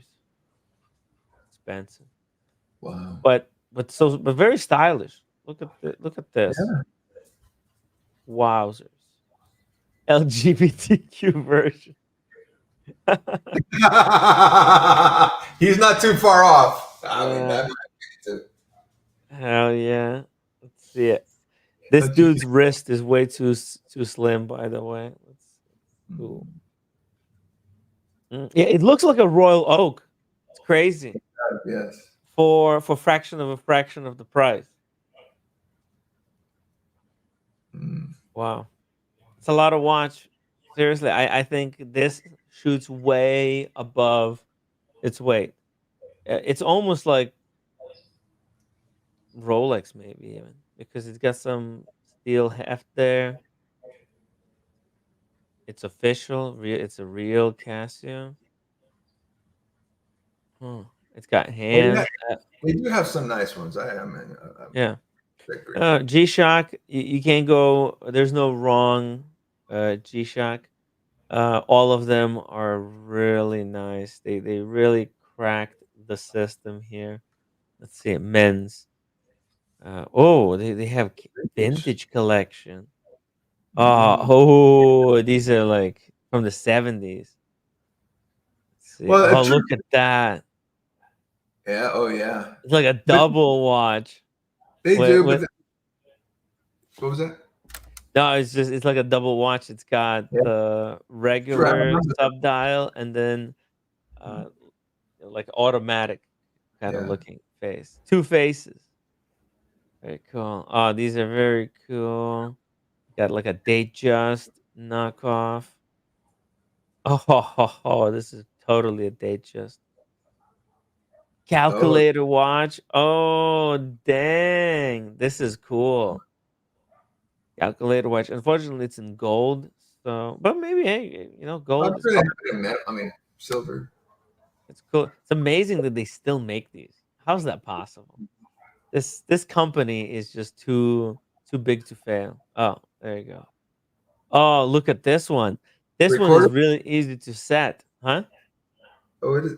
Oh, it's not a record. Oh, I see. Look No, at that. it's not a record. It's you see the buttons instead of Yeah. being on the side, where it's very difficult to use them. They got them right on the face, so you can stop the chronograph, with just the press of a button on the face. Yeah. How cool is that? That's really nice. You know what's missing though? Out of all of them, I haven't seen it yet. Uh-huh. Back in the day, in this type of version, it used to have musical alarms. That's what I like. Musical. Oh. Yeah, the tones were musical. Ah, well, this one's got an alarm because Yeah, but as you can see, there's a little bell. I think it means it was set. it's just a ring. But they did Mhm. have a musical alarms. It had Oh, the bars on the top with a little musical sign. Was it some type of a like a jingle, some kind of a Yeah, famous music? yeah, they did. Oh yeah, they Yeah. licensed music. Well, it had uh, like a little piano looking thing. It was, you can hear it, and those watches on eBay, they're going for like $300-$400. I'm like, damn. What? Yeah, it's like, geez. Where it used to be like, like right now, $30, $40, or at the Mhm. most back in the day. Mind you, these in the 80s. Mhm. But these are nice. Yeah, it's a great little watch. This one is very cool. This one's very special because also it's got what's it called? The purple, the green buttons, right? It's very easy to use. I'm guessing the start button fires off a chronograph right away. So you have a Mhm. chronograph on the fly. You got the light. You can see the watch at night. You got reset, that's for the chronograph, and then mode can show you the date, the day, etc., etc. Yeah, it's just I don't. Sometimes the light on these Casios, they're not very well.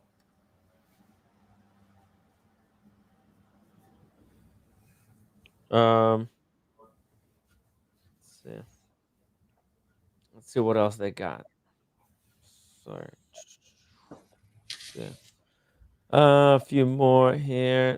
There's different other kind of configurations. A lot of the same stuff. Bigger screen. That's $30, and they can get really cheap. Well, I mean, I don't know how cheap is it? $30. It's pretty cheap, right? Mm-hmm. Well, yeah, it's affordable. Yeah. But and this could last easily 10 years. If you use it like a disposable watch, you can get Yeah. one of these for $30 or this one for $50. That could last you 10 years. Easy. Oh yeah. It's actually a really cool watch. Why is this one 70? Hmm. Mm. Anyways, it's all very cool. But Sarge, did you hear about this crazy robbery? This dude, Well, yeah. When I tuned into your channel, I went ahead yeah, and you noticed that's like, and then regarding the art, like, wow. I have to yeah. agree with Fred. It's you guys. It seemed like it's personal. Like, who would go ahead and? I mean, It's got to be something. I'm like, okay. Apparently, I mean, if somebody was to go ahead, yeah, okay, take my watch as it, granted, whatever it is. But sometimes art, most of the times, art is personal. I mean, to the person who bought it, it just makes. I mean, I have several portraits up on my wall, and Mhm. every time I look at it, it's, to me, it's personal. It's like I bought it for a specific reason because it means Yeah, something. Anyway, so I think that's why I tend to agree with you all. It seemed like it's a personal. Somebody knew this yeah. person. Somebody said something to someone, and because these circles, it's very tough over there. It's very tough. My, And this is a he, point. I can didn't you know there. imagine that he would leave this type of a collection just at the house that had no security? You know, Kind of ridiculous. well, here's the thing. You know, people don't go ahead and. I mean, okay, I'll even put myself in this shoes. I have gone. I mean, granted, I don't have all of these watches, Hmm. but I still, you know, at that time, I thought I had 3 Rolexes, but I have 2 real ones, and along with all of my other watches, Omegas, Hmm. Breitlings, and whatnot. Anyway, so I left, but I never thought, oh, no one's going to steal. But yeah, there is always a possibility. There's always But a possibility.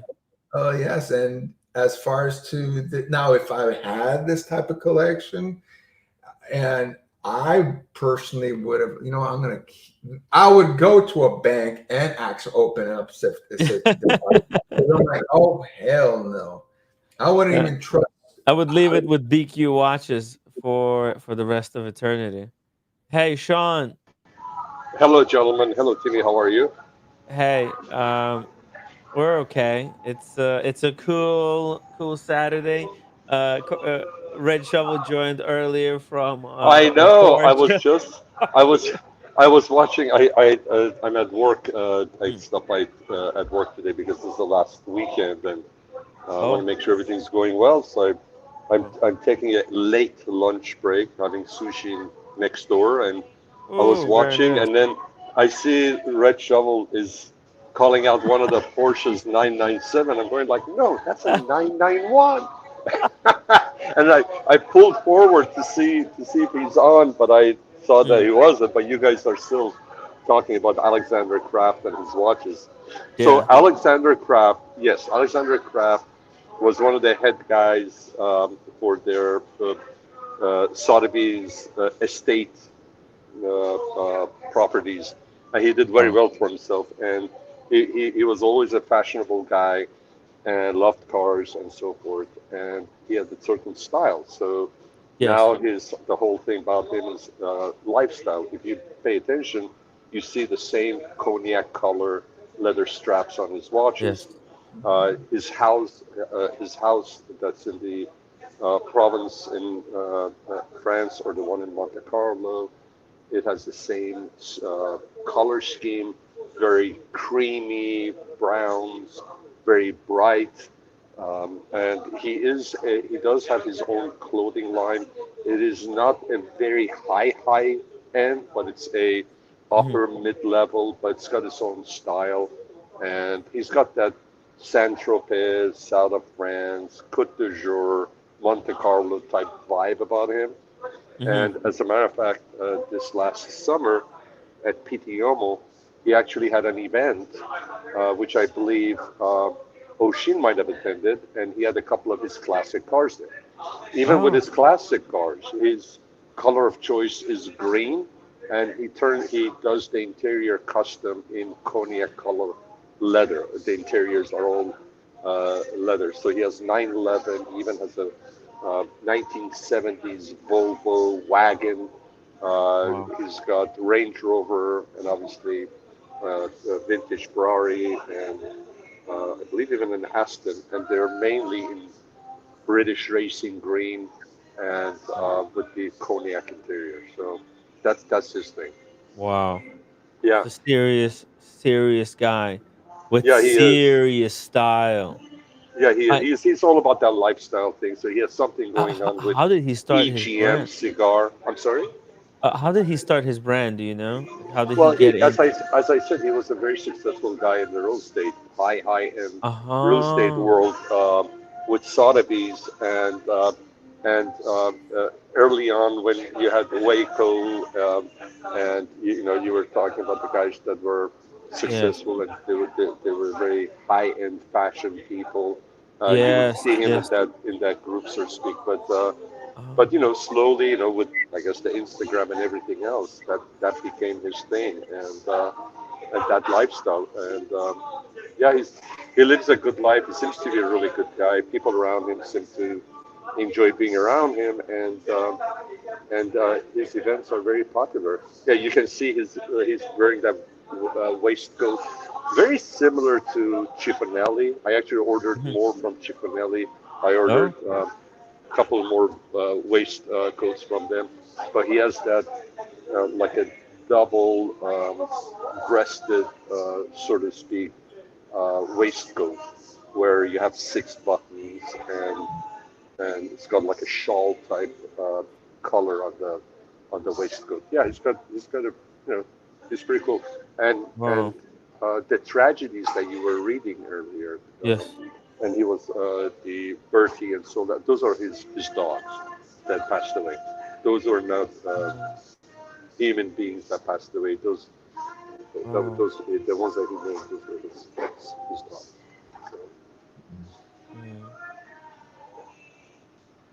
He lives a good life. And look at this. It's one man and his watch meets the collectors driven by passion, not money. His collection was truly special. Yeah, He's been can you just scroll down? yeah. Can you scroll down real quick? That's He was sitting down. God. Go down. Was it this one? Oh. Maybe you right there. This You see one? to the right. You see to the right the waistcoat. Right there. That's Oh, what I'm talking. there That's you very go. similar to. As a matter of fact, I pretty much have that cream color pants. Oh The double-breasted blue. Mine is a little bit lighter than that. And I wore the same shirt, color shirt, and the beige, a little bit lighter than that waistcoat. That was a set that I also ordered from Ciponelli. But yeah, Ciponelli is a little bit more high-end than this. Ciponelli is considered higher, and this one is probably mid-level plus higher mid-level pricing. But it's more affordable and accessible. Yeah, that's pretty much the outfit that I have, and that's probably what I'm going to be wearing on that Saturday night that we get together. Nice. You guys are here. Yeah. Very nice. Yeah. And this guy is Yeah, he had a major surgery. So about a I year guess and a what half in ago, real I think. estate, Sean, you just gotta sell like a couple of big properties and you're basically made it for life, right? Mhm. One or Well, two really big ones. well, he was ahead of the Sotheby's, Mm. I believe, for I don't know if it was for Europe or for France Oh, or yeah, but and they did definitely, really well. That was yeah. these years, ever since financial crash, the house market has been just a winner You know, overall. that green Porsche 911 that you saw, Mhm. 1970s, that was his too. Wow. Yeah. Well, he knew how to spend the money. He got all the That's really special his new stuff. store. Yeah, that's his new store It's an incredible in building. Monte Carlo, I Oh believe my it was. god. And then he had the grand opening, and he had cigars from EGM. He Wow. also smokes Davidoffs. He loves Nice. Davidoffs. Davidoff is so good. I uh I had one uh I had one here on the see that I had this Romeo and the Juliet on one Mm-hmm. week, and it made me so ill. I actually couldn't finish it, and a lot of the guys were like disappointed. But Yeah, I said, no, there was something wrong with it. It was not right. And then the next week, I had the Davidoff that Dodger gave me. yeah. Sean, it's day and night. It's not even close. You can't. No, You gotta listen, smoke yeah, Davidoffs. listen. Cohiba is known as one of Yeah. the top line of Cuban cigars, right? Construction, everything. Mhm. But even I think a few weeks ago, about a month ago, one of our Sundays, I had I had one of my Cohibas, and it was not good. It wasn't packed. It was underpacked, and when it's underpacked, Mm. you can't do anything with it. You just so I basically put it aside and I lit up my Davidoff. You'll never go Yes. wrong with Davidoff. Yes. It's always consistent. The Davidoff is so good. And the Davidoff, I mean the Cohiba that I had was probably 2.5 times the price of the Davidoff I was at. It was 2.5 times the Davidoff, and Davidoff was better made. Is it? But they operate very similar as companies, right? There's the Davidoff that are Cuban, and then there's the non-Cuban.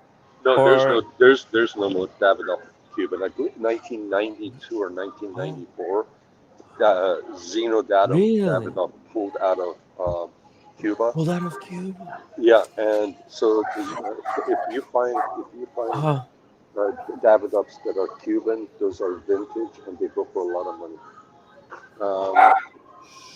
Yeah, wow! yeah. I didn't know that. Huh. Yeah. Well, they're still really good. So No, this they're whole thing amazing. about Cuban cigars No, is a little bit no, overplayed. it's They're great, but no, the leaves are great. The Cuban cigars are amazing. You cannot go yeah, wrong. But if you're talking about construction-wise and still high-quality leaves and so old there, Davidoff is old there. It's definitely it's and then you have no surprises. You have no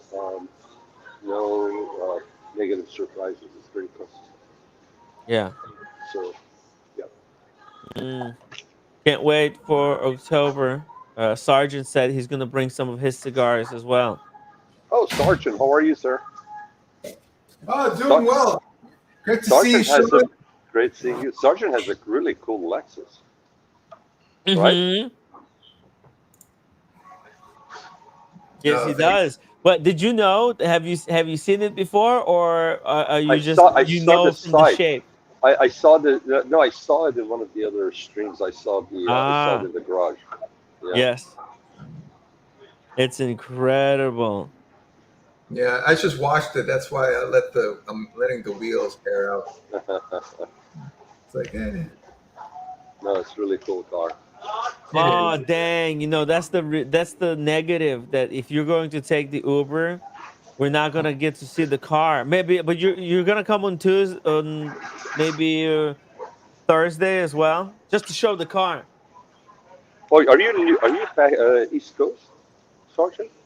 No, I Orange live in the County. West Coast. I live in Orange. Oh, you're talking about the October meetup day. You're not talking Yeah, about the one in New York. Oh, okay. Cool. No, that would Orange be great. County. That'd be great.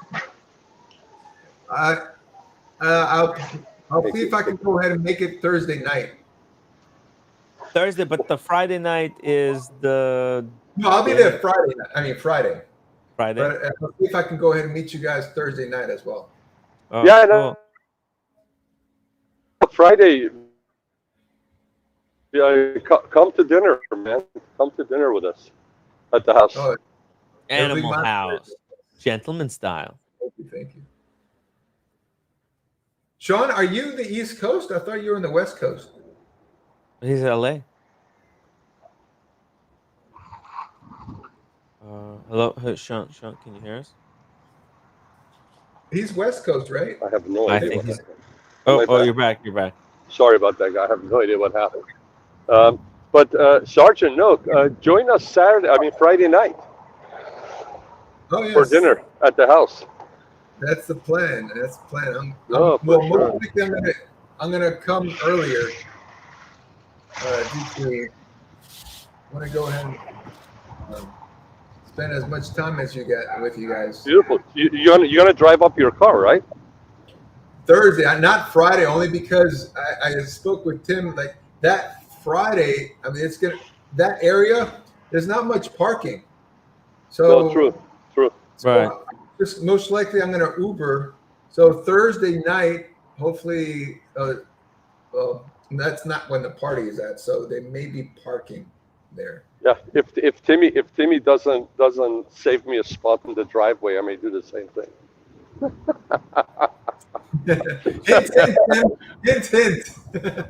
Hint. That's correct. I think we should have 2 parking spots there. I will. Let me just check here. When we arrive, there's definitely going to be at least 1 parking spot. Let's see here. Who are you let's do arriving? this too. Are you arriving at the airport with a couple other guys, or coming alone? A couple other guys. Who's coming with you? I think at least Daniel Katz is going to be there, and Red Shovel. I mean, you guys are going to and be Ray- flying together to airport together at the same time, or? within a couple of hours. Okay, so why don't you do this? This is going to be Wednesday, right? Mm-hmm. Okay, so let me know, because I'm going to be taking Wednesday and Thursday and Friday off to be with you guys. I'll try to bring a big car and pick you guys up, because otherwise you guys have to, in LAX, it's you have to catch a bus to the pickup or Uber pickup, and so let me know what time and all that stuff. I'll probably come and pick you guys up. That way I can reserve my spot in the driveway. Very well put, Don. Very well played. Very well. No.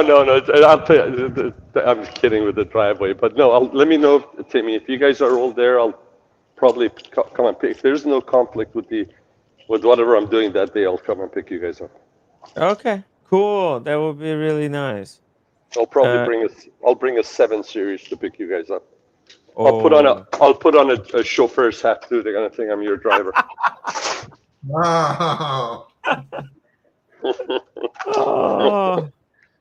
We'll put on a show for everybody. It's gonna be. I'm really excited to be at this party. It's gonna be a big deal. It's gonna be fun. Yeah. I'm excited to meet you all. I really am. Yeah. I want to see it, Same here, Sergeant. I want to see that Seed Weller. Did you already get it back from Rolex? I did. Ah. And you know what? It's a perfect copy because I've been analyzing it. Yeah. And man, it just, even the card, the box is authentic. I'm like, how in the world? I don't know. Bring it to the house. We're gonna play a game around it. We'll try to figure it out. If anybody can spot any, any red flags. Timmy, question for you. Mm-hmm. Timmy, question for you. Yes. I saw in your thumbnail something. Did you, after Red Shovel was doing his Gonzo streaming of the Porsche outing, were you showing any of Cars and Chronos get together last night for the watch time? Yes, I know this one from Zenith or the one from Vacheron. I didn't even know the Zenith. I actually talked to him yesterday. My afternoon lightened up, and it was after 5 o'clock. I got a hold of him, and he was already on the road, and he was nearby over there. I'm like, should I go? And I told him, I said, I'm going to have a 2-hour drive. I can't even get into the carpool lane because I'm by myself. Mm-hmm. It's going to be a 2-hour drive. By the time I get there, it's going to be 7:30. So I just passed up on it. And I texted Alex too to see if Alex if they're gonna have another event over the weekend over there in OC tonight, but for this weekend. But I guess it was just last night, so I missed the watch time, Orange County. So I missed that whole thing. So I was wondering. Yeah. By the way, you know that thing I texted you about? Right. That was big. That was a big event. Was it? I missed it. I totally missed it. You know what I texted you about? I told that gentleman what we discussed, and he's actually very excited. So I think he's going to go through with it. Oh, really? It's a little bit of bittersweet. Okay. Yeah, it's a little bit of bittersweet thing, but I think it's the right thing to do. Yeah, if that's how you feel, it's actually a very strong price you're getting for it. And but that's why I asked you. That's why I asked you if I'm.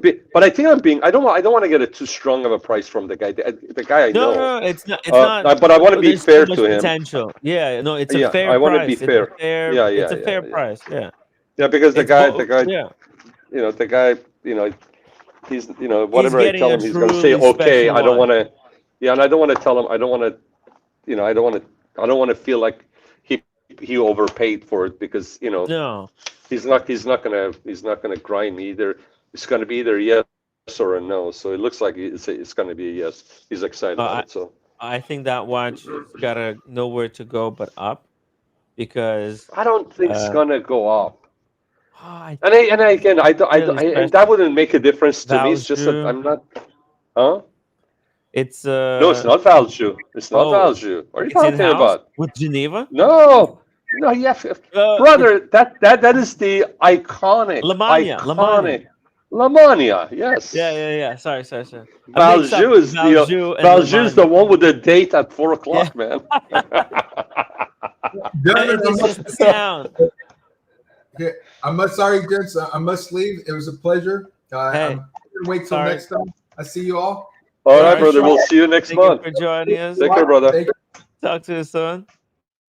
Hey, Sarge, very cool cat over there in LA. I can't wait to see the Sidweller. I really want to test my, because we all think when we see a fake watch, we'll be able to identify it from the authentic one. But hey, maybe not. Timmy, I have to say, Alexander Kraft's watch collection. Yes. Nice pieces. Yes. He's got some vintage Rolexes I really dig. He has he has the Pepsi. I think he has some subs, and obviously the Chronos 1940s and 50s. I think they're more like 50s before Daytona Chronos. They're great. And obviously his Paul Newmans are amazing, but they're all the same color. I mean, they're all the same. I mean, there's not much variation. Same thing with his Cartier. It's the same thing. Yeah, it's very subtle. You know? Sean, it's extraordinarily. He knows what he likes, and he's getting the most minimal variant of that same thing over and over and over again. But this is a proven watch. There's so few of these out there compared to any other watch, possibly. I mean, so beautiful pieces. But I can beautiful take that. Stock. I can take that. I can take that whole collection and say, okay, I'm gonna keep 20% of it, and I wouldn't miss any of the 80% that I'm gonna get rid of. Yes, because a lot of them are like, same, very similar, But no, he's got a very exquisite. Yeah, he's got very exquisite taste. He's not into new stuff. I mean, again, just very like his cars, timeless. You don't see this guy driving Lamborghini, Aventador, or Murcielago, or you don't see him driving a McLaren or anything like that, or a GT3 RS, or he drives. His style is classic. His watches are classic.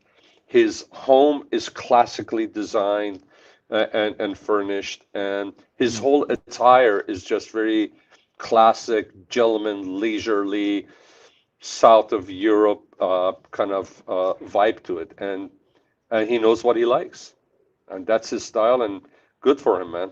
Yeah, he knows what he likes, and he's got as many as he possibly could of those watches after successful business. Yeah, few years ago he was going through redoing a lot of the interiors of his cars. I mean, he bought a Volvo wagon, station wagon, in green that probably your English teacher would be driving. And he took that thing, had the interior. Why is he doing the same interior color on all these cars? But I get it. After a while, I got it. It's him.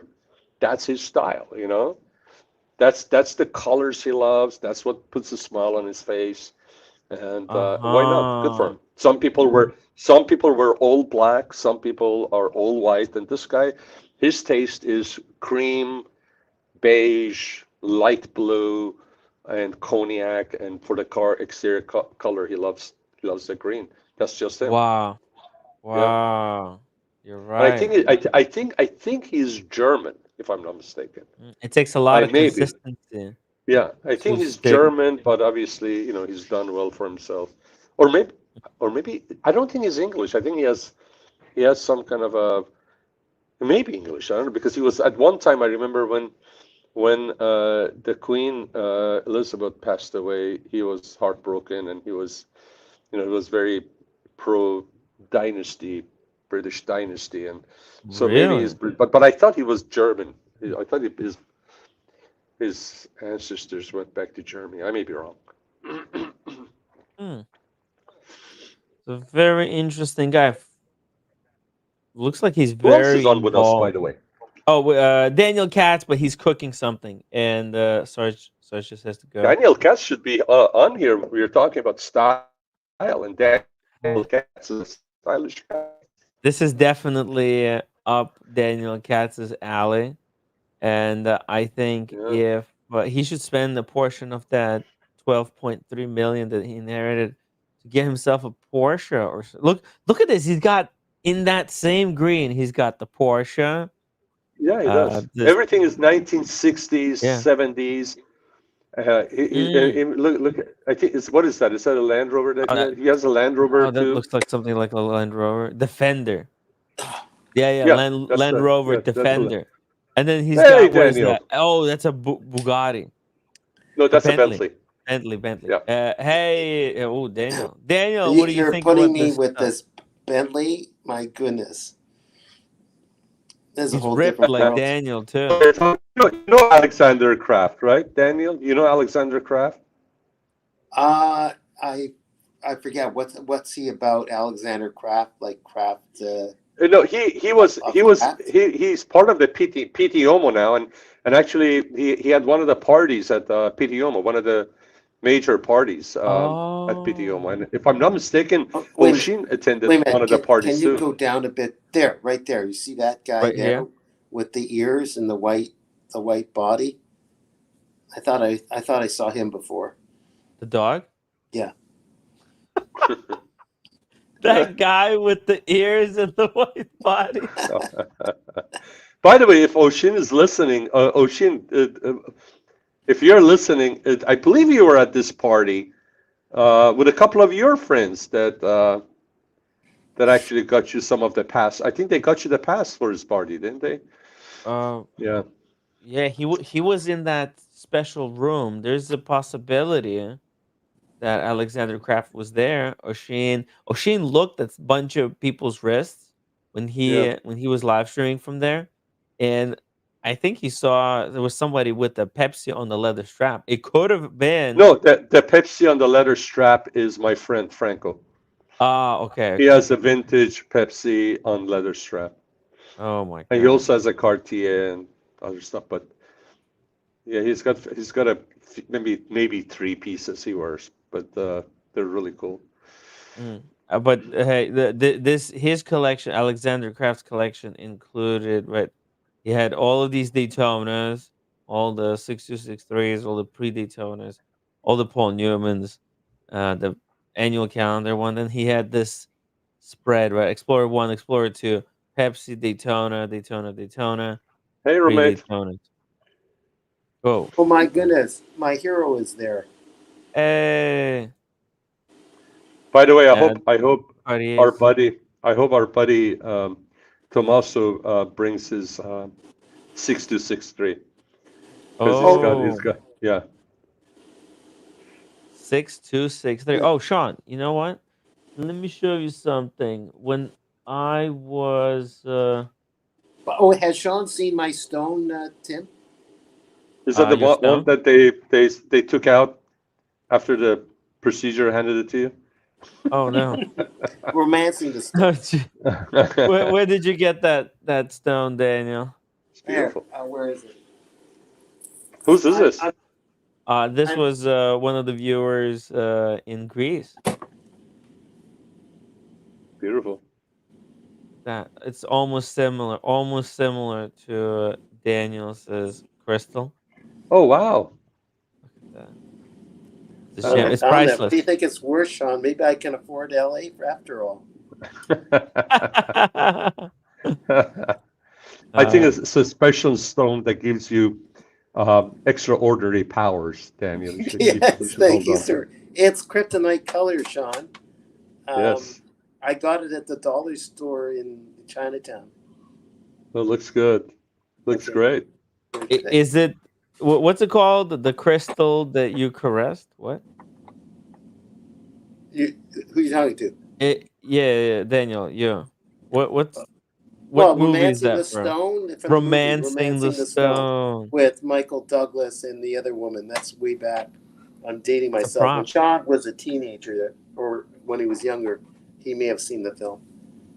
With Yes, Michael- Possibly. I did. I have. Yes, Okay. I remember. By the way, Daniel, do you like sweeter scents like perfumes? Men's Fragrances. perfume. Do you like sweeter scents or?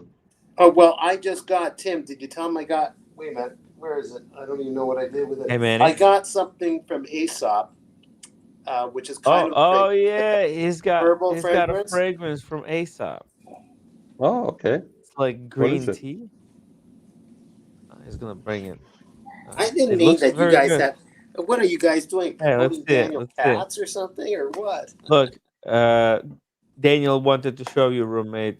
He got new fragrance from Aesop. Oh, Yeah. I like the brand.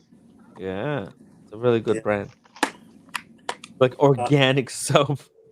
No, they consider I gotta environment. break the bottle. Wait a minute. Yeah, but careful. Don't break your There, fingers. while you're opening that, the reason I ask you that is because, I got 3 Parfum de Marly. I got 3 of their scents. Oh, you got the I new got the ones. cologne. Yeah, I got Cologne? the cologne. I have Nice. the shit. Which one is it? That's blue bottle. With that Leighton? Not Province. Not Province. What's the other one? Oh, that's cool. How does it smell? Not Leighton? Leighton? Not It- Leighton. No. It's not Leighton. it's something to do with lemon, green tea. They make it out of green tea, lemon, and something else. Burn Yeah. something. I'll see if I can find. Percival? No, it's a different pronunciation. There's the Oh, bottle. It's bergamot. No, I It's think- bergamot. Bergamot. Yeah. Bergamot, that. yeah. So, Oh, hey, man. Timmy, real quick on the. Oh, I got the Carlisle. I got the Carlisle. Cologne, and there's another one that starts with a P. That's a blue bottle, which I like. Percival. Then they Percival. Percival. And then they gave me a echantillon, a little sample for Herod, Herod. It's sweet. Oh Yes. man, this thing lasts. It's pretty good. Real. Have you tried it? Herod. Oh, the green one. Right? Oh, Herod. no, not Hilton. No. Oh, what's No, this? no, it's like brown, like a black brown Yeah, bottle, I Herod. think. Oh, Damn. here. Oh, is that Manny? Hey, Sean. Is Hey, Manny? hey, up? Manny. Hey, Manny, when did you Yeah. jump on? How Wait, are wait, you, buddy? show the bottle again. Good to see you. Pardon me? Roommate got Ace up. Sorry. Hey, Manny, how are you doing? Good. How are you, Sean? Great, my man. Great. How are you? Good. Look forward You know, to seeing I'd like you to- next month. Likewise, absolutely. Whoa. Manny, So are is you? this one good, Sean? Pardon me? Is this perfume good?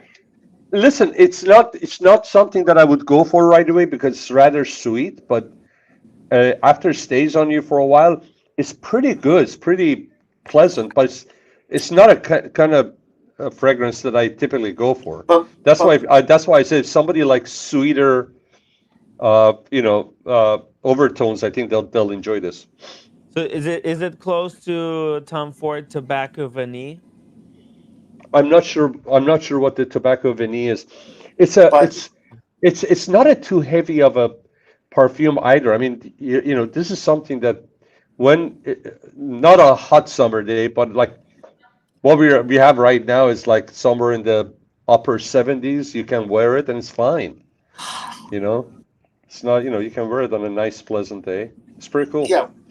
If Pretty the cool. total stranger young woman by the bus stop gives me that smile and without warning comes over to and kisses me on the cheek and says, your sweet, then I think it's worth it. A sweet. It says Herod opens on spicy top notes of cinnamon and pepper to then show its powerful heart of tobacco leaf. You're right, Timmy, I think. Leaf and incense. These peppery notes really are surrounded by vanilla pods, musk, patchouli, and woody accord at the base. Oh man, that could be enough to be. Yeah, I think it's the vanilla that I'm picking up. I think the vanilla is vanilla and the musk, I think, are what I'm picking up a lot. Yes, interesting. I think some of them have sandalwood in it. Or is that Actually, I used to have a soap. It finished. I got something else now, but I had a sandalwood soap that I used to use for my shaving. Right. It's pretty nice. Right. That's Yeah. enough. There. Yeah. Yeah. Does Tim Wright like sandalwood? I love sandalwood. Okay. Just check. Yeah. Sandalwood. It's very manly. It's very manly. Yeah. I like Woody. Woody, yes. It's nice. It smells like a log cabin. Like sleeping in nature. It's very good Yeah, stuff. I like to have a log. I have this. This is the opposite. This smells like RoboCop's butthole. What is that? What is that? What is This is Parfums de Marly. Which one is it? Pegasus. It's the Pegasus. What does it smell like? It smells like metallic almonds. So if you take a imagine putting a Rolex and almonds into a blender. That's what it is. You have the sticker on the back. What does it say as far as the back of the bottle? Yeah. Doesn't say what it's. No, the back. There's nothing. On the box. Oh, here on the box it says. All right, here. I'm reading it from the back of the box. This is about this fragrance right here. It says the Parfum de Marly creates the fragrance noble et raffinis, font reverie. What the hell? Riviera, a traveler's lure concept, original. Okay, it's in French. Oh, hey, Jesus. That's why I wasn't. It's in French. Like the top is in French. I was reading. And you tried to read it like in English. Okay. It says Parfums de Marly, the elegant and refined fragrance company, renews the splendor of the 18th century through its original concept when the greatest perfumes were created for King Louis the 15th in tribute to the prestigious horses race he frequently admired and initiated. What kind of race? Horse. Horse race. Some kind of a horse race. It was but created it should say what it opens up and all that, doesn't it? I'll find it on the website. I do know, the box though, Tim, those horses aren't alive anymore. They're not? Horses come back. They were wooden horses, Daniel. They're still around. Okay. Pegasus. Oh my God, it's so expensive. Okay, so here's what it says. How much is it? $365. $1 per day for a year. True to its roots and fit for a gentleman, this scent has a woody. Here we go. Sandalwoody and exceptionally distinguished signature. Pegasus opens up with balance of fruit, wood, and spice, developed from a blend of cypress, bergamot, and heliotrope. Its heart offers a beautifully intertwined combination of jasmine, lavender, and bitter almond, creating a powdery, fresh fragrance. That sounds very good, powdery. actually. Huh? That sounds good. The fact that it has jasmine and lavender, that sounds good. Mm-hmm. And but it's very strong on almond, powdery, and fresh. Oh. And I've been using almond milk on my cereal. Oh, and how has it been going? What? And how's it been going? It's been How's okay, the but I add almond a little milk? bit Is of it getting the job done? if I add a little bit of honey, like the honey I met the night before, it's very good. Is it good, honey? She was a good honey. Yeah. You know, the reason I chose this fragrance because there's anything else like it. It smells metallic almond. It may be wonderful, but that bottle seems like it's the design of And the that bottle bottle. is so cool. I want to have it on display with lights Really? pointing at it, like I thought this. it's like Watch this. overdone, but okay. Watch this.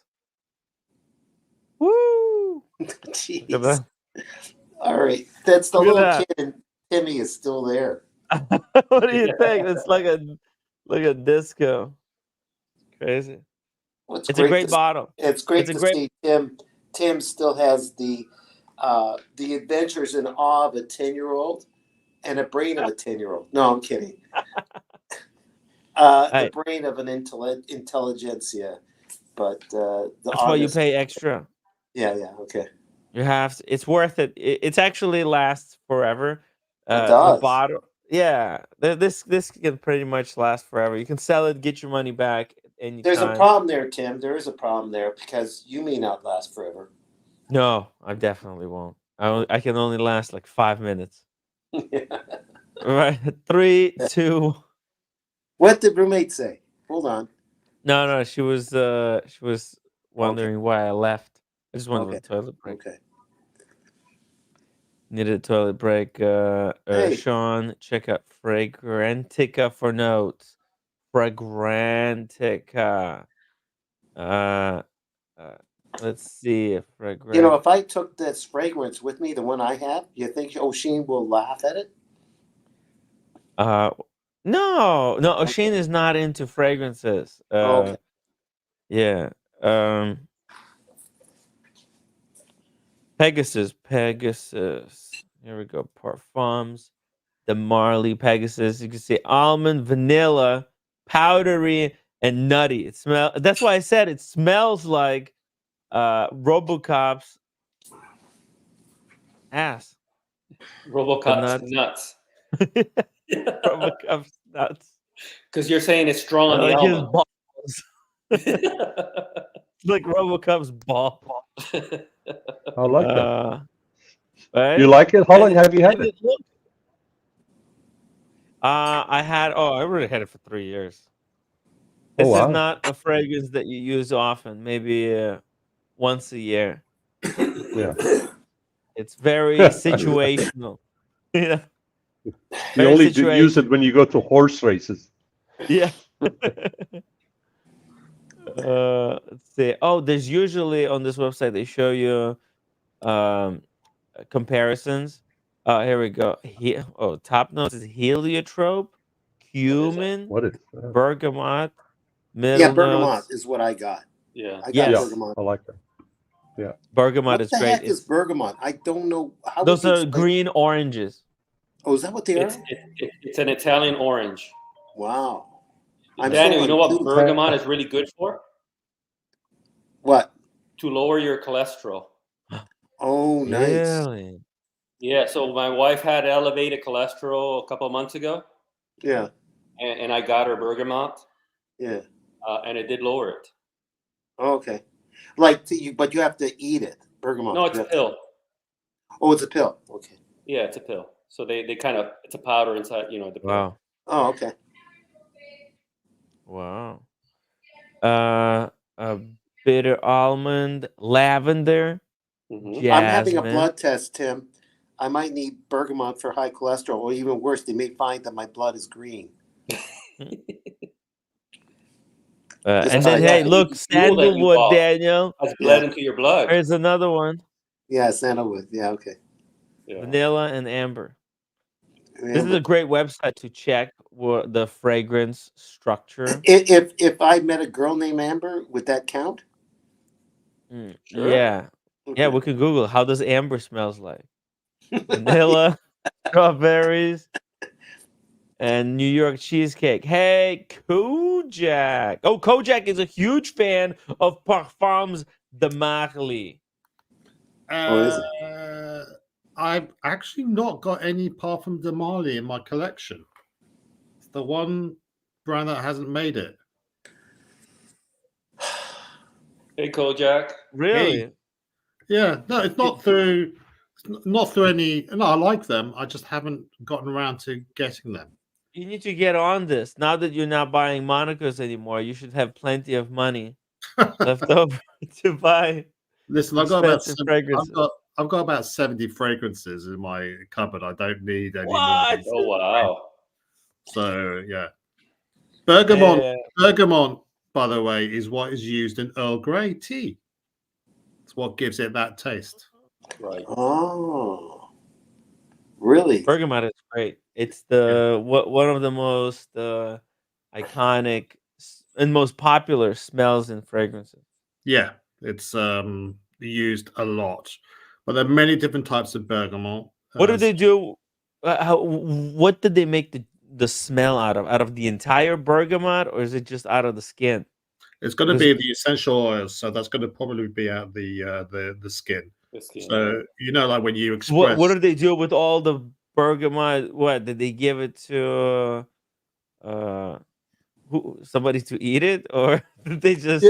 Have there been any protests? Use it for fertilizer? Did they hire Newman to take care of it? Have there been any protests against the killing of bergamot just for their skins? And there's so many bergamots get murdered daily. Yeah. Well, look, bergamot is used for food, tea, perfumes, cosmetics. But yeah, because yeah, I've got it in here, Kojak. Yeah. Oh, and it's a water-based fragrance. What do you think about that? Which one you got? Aesop. But water-based. water-based. I got Aesop. This is the new thing. This is the new woke fragrance. It's water-based. Is that like Aesop? Apparently, oil is right wing. Is that Aesop as in Aesop Fables? Yeah, I think so. I think that's the way it's spelled. Yeah. All right. Right? Aesop. Yes, it is. Yeah. With and Barrère, I guess, is the French.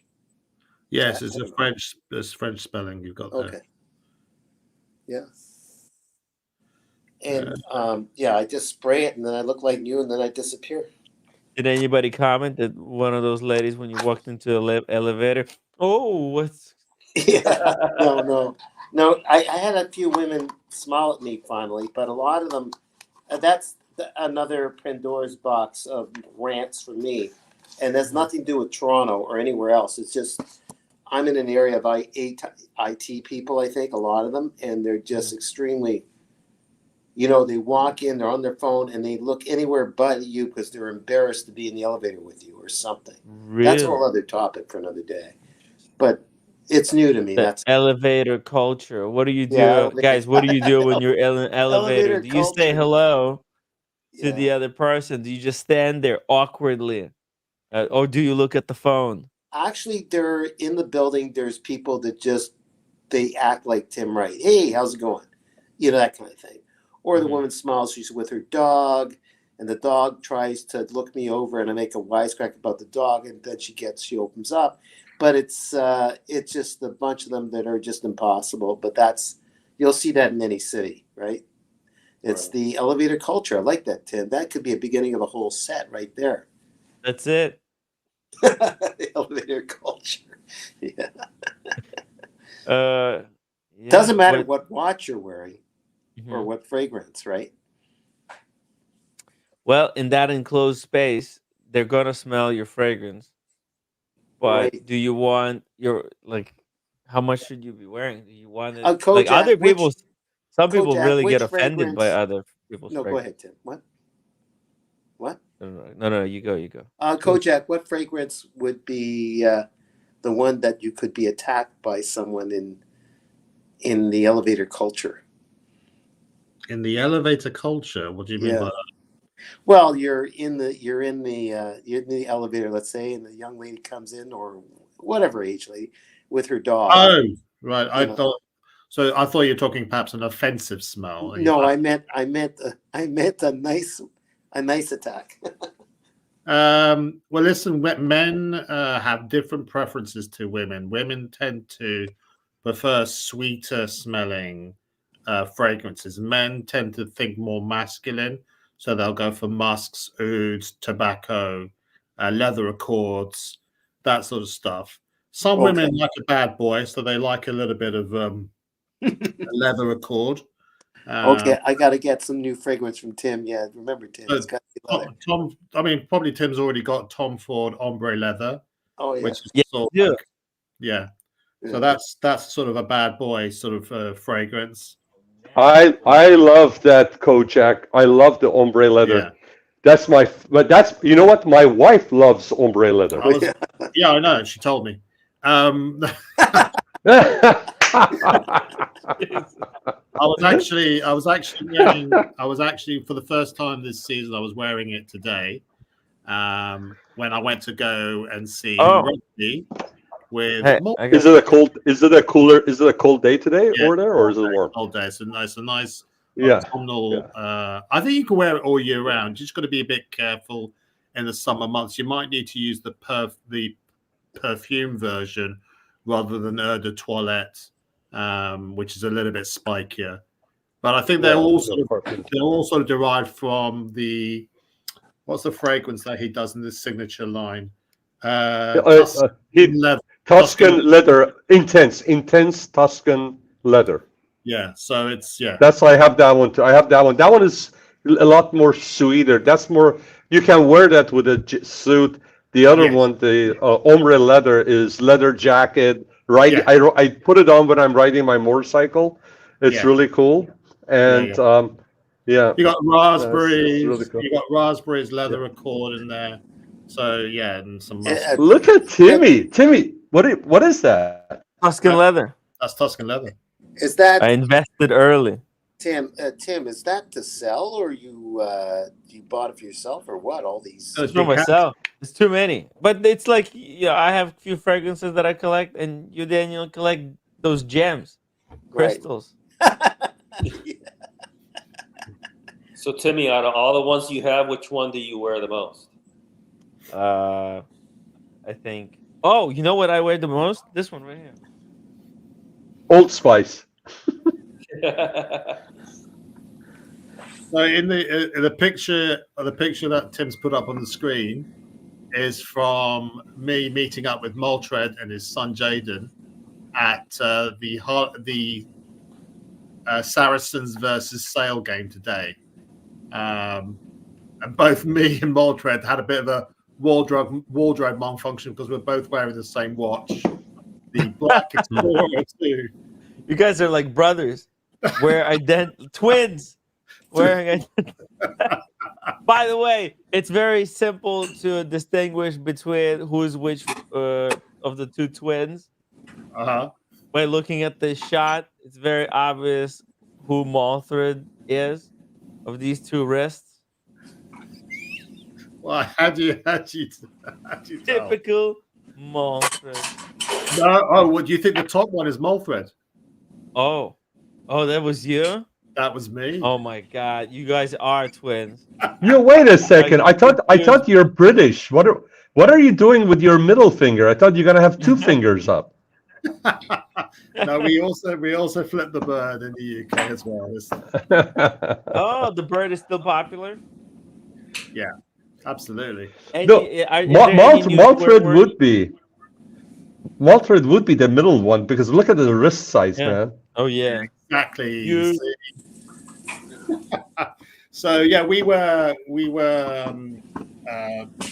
invited to Saracens, and they sort of put us up in hospitality, and we had sort of amazing food, like 3-course meal with free booze.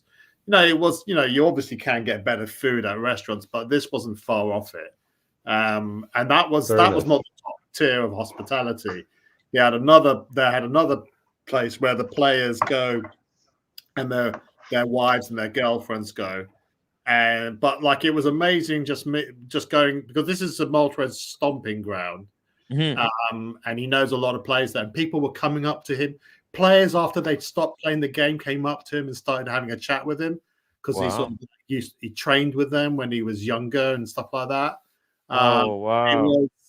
This guy Moultrie, he just everywhere he goes, people just come up to Legend. him. He's just, I'm going like, who is Moultrie? But like this guy's going around, people coming up to him and saying, "Oh, it's good to see you, Moultrie. How you doing?" Blah blah blah. It was an amazing day, and I wanted to say thanks very much to Moultrie. He saved all those people's cars. They can't go anywhere without him.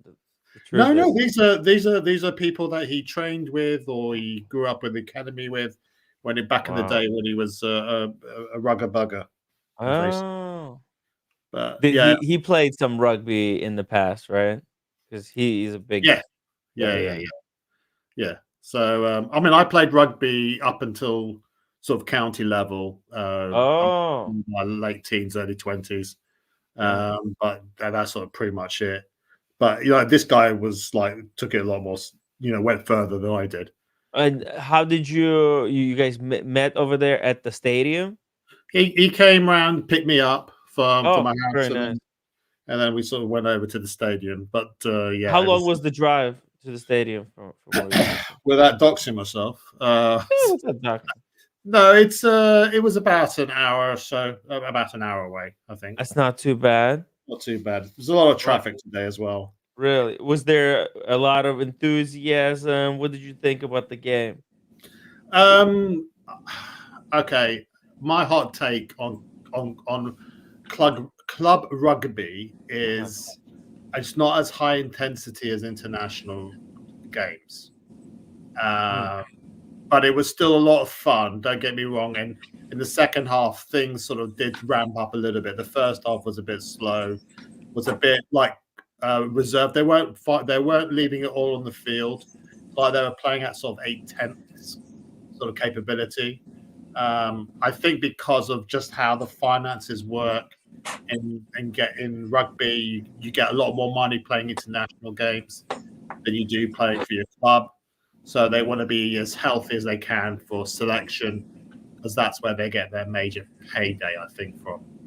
But they're not saying that they weren't professional. I think they just sail, and Saracens are normally win the league every year, or more often than not. So Coach, are you familiar with the national foot? I'm not off topic here. For a second, have you familiar with the other game, the National Football League in America? NFL? Yeah, the NFL. Yeah. Okay, so do you know that some young star, 23 years of age, from rugby, was drafted by the Kansas City Chiefs? Then they're trying to teach him to play a halfback in the NFL. Yeah, you do get people crossing disciplines. So they either go into, if they stay in the UK, they either go from rugby union to rugby league, right? Or some of them do go over to the States to try out for the NFL. Okay. So it's not unusual because that's where the real money is at. If you got talent, and in a way, it's just a different kind of game. They already know how to run. It's just a matter of which one would be safer, the American football or rugby? The rugby would be safer. No, I don't. They don't wear helmets in rugby. I know, but the way they hit, though, Kojak, is a different kind of hitting in the NFL, isn't it? With the greatest respect, you're going to get more damage in rugby union than you do. Yeah. Okay. I mean, look, don't get me wrong. I've seen some horrific accidents in NFL in gridiron, but you're stop starting. Whereas rugby is constantly flowing. It's like they don't stop the clock. Mm-hmm. So it's two halves of 40 minutes, and it's relentless. The stamina, you don't have time. You don't have time to breathe. Really, it is a lot of relentless tackling, and it's just a huge soak on stamina. And I don't know. It's like a lot more is on the ball stuff rather than in American football. It's off ball, so you got your offensive, defensive lineups, and they're trying to block each other to sort of make room for the quarterback to throw the ball to either to wide receiver or whatever, or to run the play.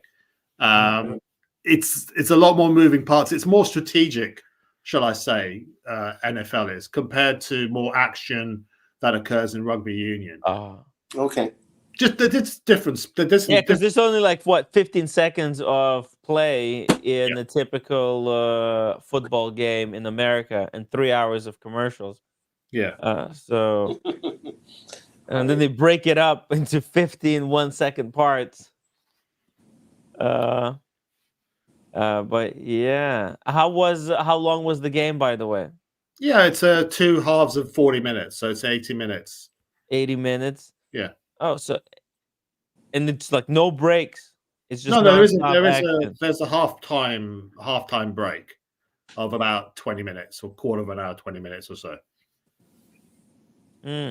So the match started off at 3. It sort of finished at about 4:45. It was like, but because we were there on hospitality, we turned up a lot earlier. We turned up there about 1 o'clock, just before 1 o'clock, and then because of traffic, because of the rush to get out, you can be in traffic for quite a while. But we just ended up just meeting up with some of Mothred's friends, some players, throwing the ball around on the pitch. So you're allowed to go on the pitch itself and have a little muck around. They had a band playing as well, for entertainment, and the bars were still open as well. So we were just taking advantage of the hospitality. It was great. It was a great Saturday event. Yeah, and it was dry as well, nice and sunny. Dry. It's good weather. It's been raining pretty much all week this past week. By the way, we got a super chat from Bert Dundee, £2. He says the next one to super chat is a legend, guys. Right now is your opportunity to become a legend. Next person that will super chat. I became a legend. Instantly promoted to a legend status. Yeah, but Daniel, you already are a legend. If you super chat, it will take it away. Well, what has it done for me, Tim? Okay, just wanted to your watch. Someone, JT Harry's asking me, do you approve of Black Orchid for men? Mm-hmm. That's okay. Black Orchid is Black Orchid. That's the it's sort of quite Michael Jackson's favorite fragrance. It's got a lot of jasmine in it, but there's some ylang-ylang in there as well. My wife hates it. She really hates it, and I've got a full bottle of it, and I've only used it once and I've never used it again. So, what kind of fragrance? Kojak? It's just sort of like Orient. Well, no, they don't use that phrase anymore. But it's like an Oriental style jasmine, heavy jasmine, ylang-ylang, sort of powdery. What is it called again? What is it called? Black Orchid. Black Orchid. By the way, you know what's a perfect watch for ombre leather? It's my Black Monaco. Exactly, you nailed it. You nailed it. Absolutely. By the way, you know what we should do, Timmy? We should probably tomorrow do a match up fragrances with watches. What are the good pair? What are the perfect pairs? Oh yes. That's a great idea. Fragrances, wine, and watch talk. Yeah, we should keep track of it. Yes. We should write it down. Yes. You got it. So to answer JT Harry's question, it doesn't really matter whether I like it or not. It's whether you like it or not. Some people like that sort of fragrance. Some people don't. If anyone doesn't matter what you think. Listen to what Tom Ford says about Black Orchid. With perfumers, where you actually capture the molecules in the air around a bloom, and from that you're able to synthesize that smell. The scent of this Black Orchid forms the heart of the fragrance Tom Ford Black Orchid. They capture the scent for the fragrance from the general area where the orchid is. That's just the word salad. That doesn't mean anything. It doesn't mean anything. Well, makes me want to buy one. It's like Is that is there more to that? Is there more to that video, or is that it? Yeah, no, there's more. There's more. Well, let's listen because it might actually say something. Okay. They don't Hey, get just, really. I had no just idea really Black Orchid was Tom Ford. I had no idea. Yeah. It's his one of his first fragrances that he made. Actually, he might have been the first. It has to be Originally, when good I then. thought of Tom this Ford idea, does I'd not imagine- have it. He doesn't have a bad scent. Sean, No. I think you're gonna find I think you're gonna find the exception to that in this particular fragrance. It's a trap. It's a trap. It's a trap. Mr. G, thank you so much for being a member for 34 months. Good show. Hope to see some Mr. good friends G. at Watch Time, New York. Mr. G's captures these amazing images, and they just get better and better. Mr. He's G, got did the you new just camera. I was gonna say, did he pick up the Leica 43? He picked up the Q3. Leica 343. He picked up the Q3. I believe. Q343. It's a he has a. Q3. I think he has a Q. He had a Q2, and if I'm not mistaken, he picked up the Q343, which is the new lens. If I'm not mistaken, is that right? What? Is that right, Mr. G? Yeah, because they went with a. Yeah, it's more of a normal length lens. It's more like closer to a 50 mil. What the fuck? Is that right, Mr. G? I think he said yes. Yeah. It's amazing. Oh my god. When it comes to Look capturing at that. images, when I grow up, I want to be Mr. G. Here we go. Just a quick video here to explain it.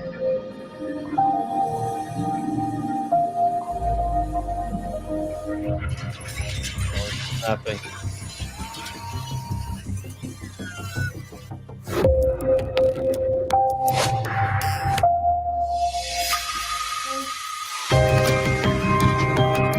So loud. You can't make it quieter.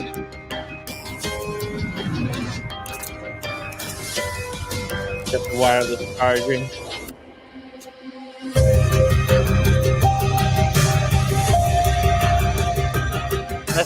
That's like image with an image. God damn, sorry. Oh. It's impressive, right? It's almost like they came up with cure to cancer. But I mean, I hate them. I hate them because I just picked up mine back in May. Oh! I picked up the Q3 in May, and they come up with a 43. I'm good with what I got. You don't need the 43. 43, it's like longer. Yeah, like you said, it's more zoom. Sometimes it's less flexible than the 28. 28 is kind of. I like the 28 because you got that wide. almost. Yeah. It's the. Is it 28 or it is 20? Is it 28 or is it 28? 20? Yeah, the regular one is 28. It's 28 is it's like a wide angle almost. Yeah, I would say near wide angle. Yeah. Yeah, near wide, because like 24 would be the the really popular model, right? The 24-105 is a really popular lens that starts at the 24 and goes all the way to 105. My favorite focal length for a lens is 35. So I think that. Yeah, I think that's yours too, as well, right? Yeah, that's what I use on the live stream. 35 is this good. live stream is in in the 35 mil format, so you can see how things look right now. And if I'm not mistaken, 35. I think he kept his Q2. If I'm not mistaken, is that right, Mr. G? I don't think because I think he took a picture of both of them. I don't know if he traded in or not, but I think he kept his Q2. Maybe he still has it, or maybe he's gonna be selling it. Hey, Mr. G, are you hoping to sell it by any chance? I wouldn't mind. I think Negroni bought his for like 2,000. No. Yeah. That's With Q2. Because the Q3s go for $6,000, man. Yeah, and it's a big price disparity. It's just 6,000. I don't know if I it's too much. I don't think it's I don't think it's worth the upgrade. I would need more. The problem right now is the wireless charging. It's amazing. It's a really good idea, but it requires you to get the handle. If they could do wireless charging without the handle, Yeah, then but you know, I just got an extra that'd be battery pack, which is fine. Mhm. I just have to use it. I'm not using it. Yeah, yeah. No, And you know what they say? you have the You know what perfect they one. say about not using it? Yeah, if you don't use it, you lose it, or That's it right. ages out, and then by then you could have bought it for 50% off if you just waited. And then it's very important for all of you to use it on me or lose it. Okay, so what are you referring to? We were talking about cameras. What are you talking about, Daniel? Are you talking about the other thing that No, was insinuating taking on, or pictures of me. What do you want us to use on you? To use the camera, take the pictures, get the Okay. and I get exposure. I'm glad you made that clear for everybody, because some people might have got the wrong idea or got excited about the proposition you were making. There's going to be a BDSM party at the Animal House. I got a suggestion. Daniel's gonna dress up in all leather. I have a suggestion for Dan. Yes. So I think there's Black Orchid. There's Black Orchid and there's Black Orchid Parfum. Both they're not a blind. And then there's the black orchid. There's a black orchid, but they are. You know, I know you've got a lot of women throwing themselves at you and trying to beget children from your loins so that they get hands on your. But if you get this black, I wouldn't recommend the blind buy on the Black Orchid, but it does have a strong headache-inducing opening, cloying, overpowering. Some people find it sickening and nauseating and offensive. So that's just some of the fragrance notes on Fragrantica. So, so anyone who's thinking Black Orchid is not a blind buy, you need to try it in person. It's just that JT Harry was asking again about the Parfum version, which is dialed down a little bit, but I think it's lost some of that original DNA from the Black Orchid lineup. And to answer Joe's question, Super Chat $4.99. Kodak. Every time you buy a Monaco, does it feel like Groundhog Day?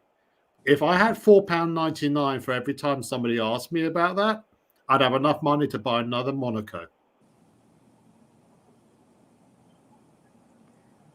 The new one, the green in titanium with the crown on the left side, is a very tempting proposition. Or is it too close to the blue one? You want a little bit more effort, and then you'll do it? What do you think? No, I'm not buying another Monaco. I'm done. Too many Monacos. One too many.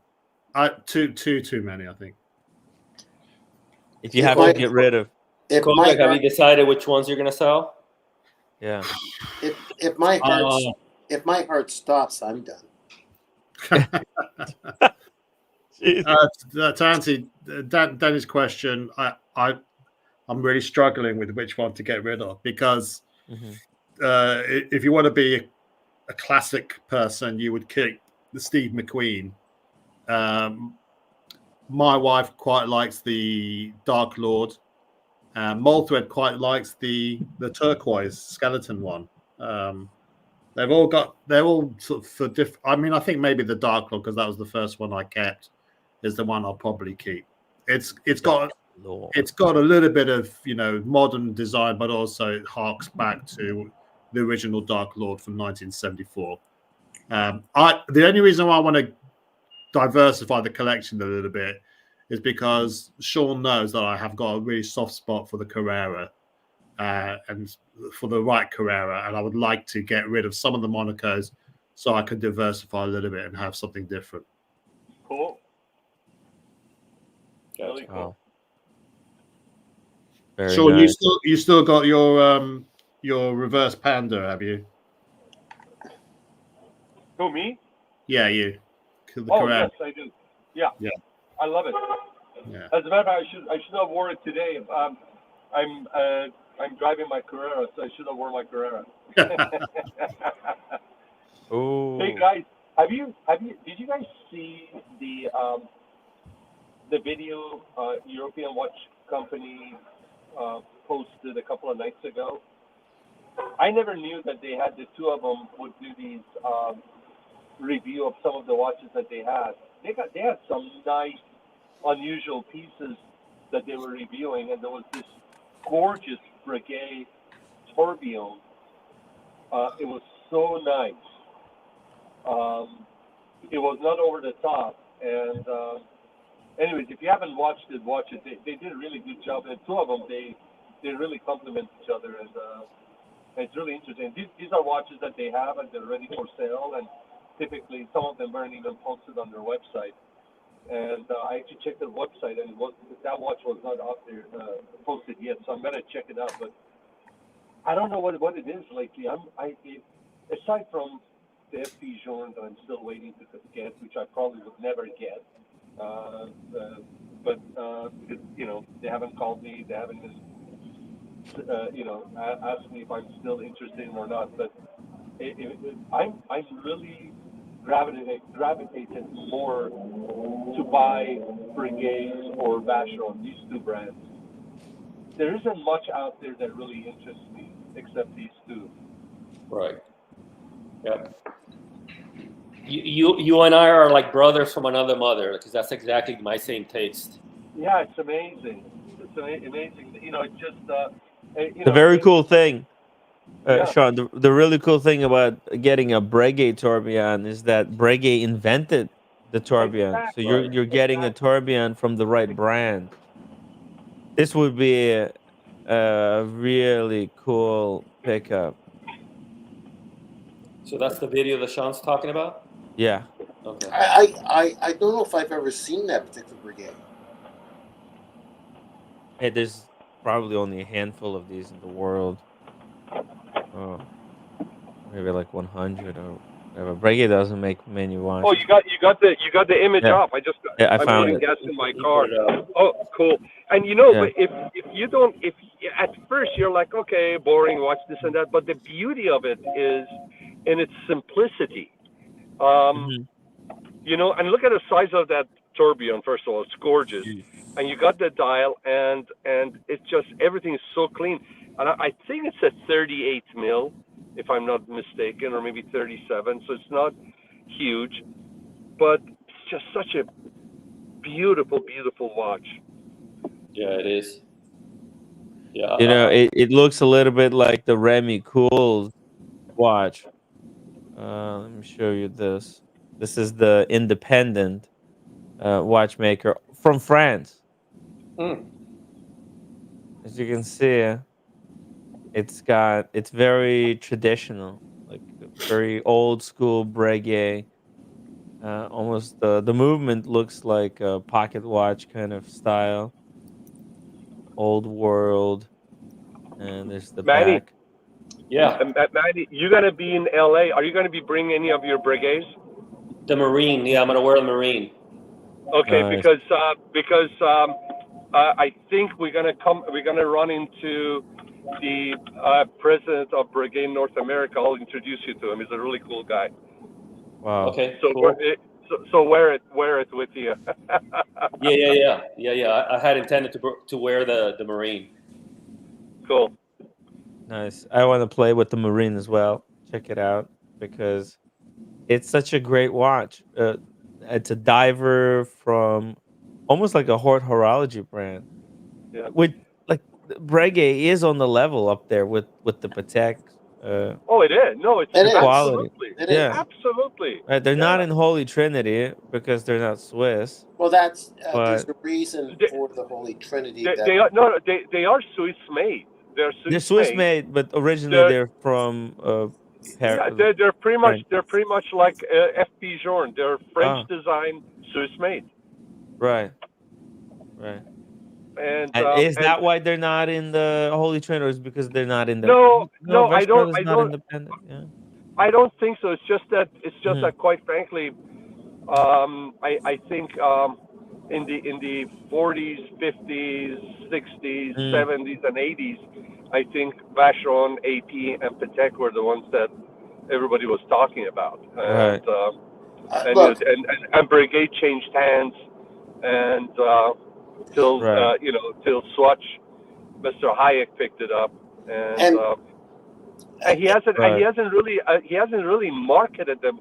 Watch, I mean, how many times do you see them being advertised? You know, you don't. No. They're not pushing it. They're not. They're not pushing Breguet at all.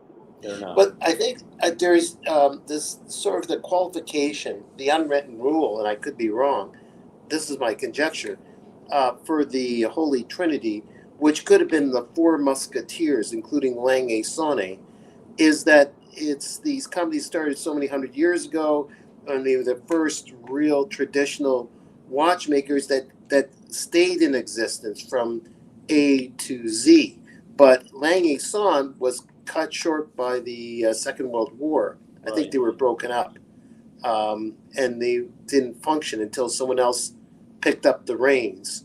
And Lange Saunier should really be part of that trinity. It should have been the Four Musketeers, but people just went that way, saying these are the three watch companies of the Trinity, when it could have been a whole bunch of groups that were just as good. It's just this. It has something to do with history, is what I'm saying. Yeah.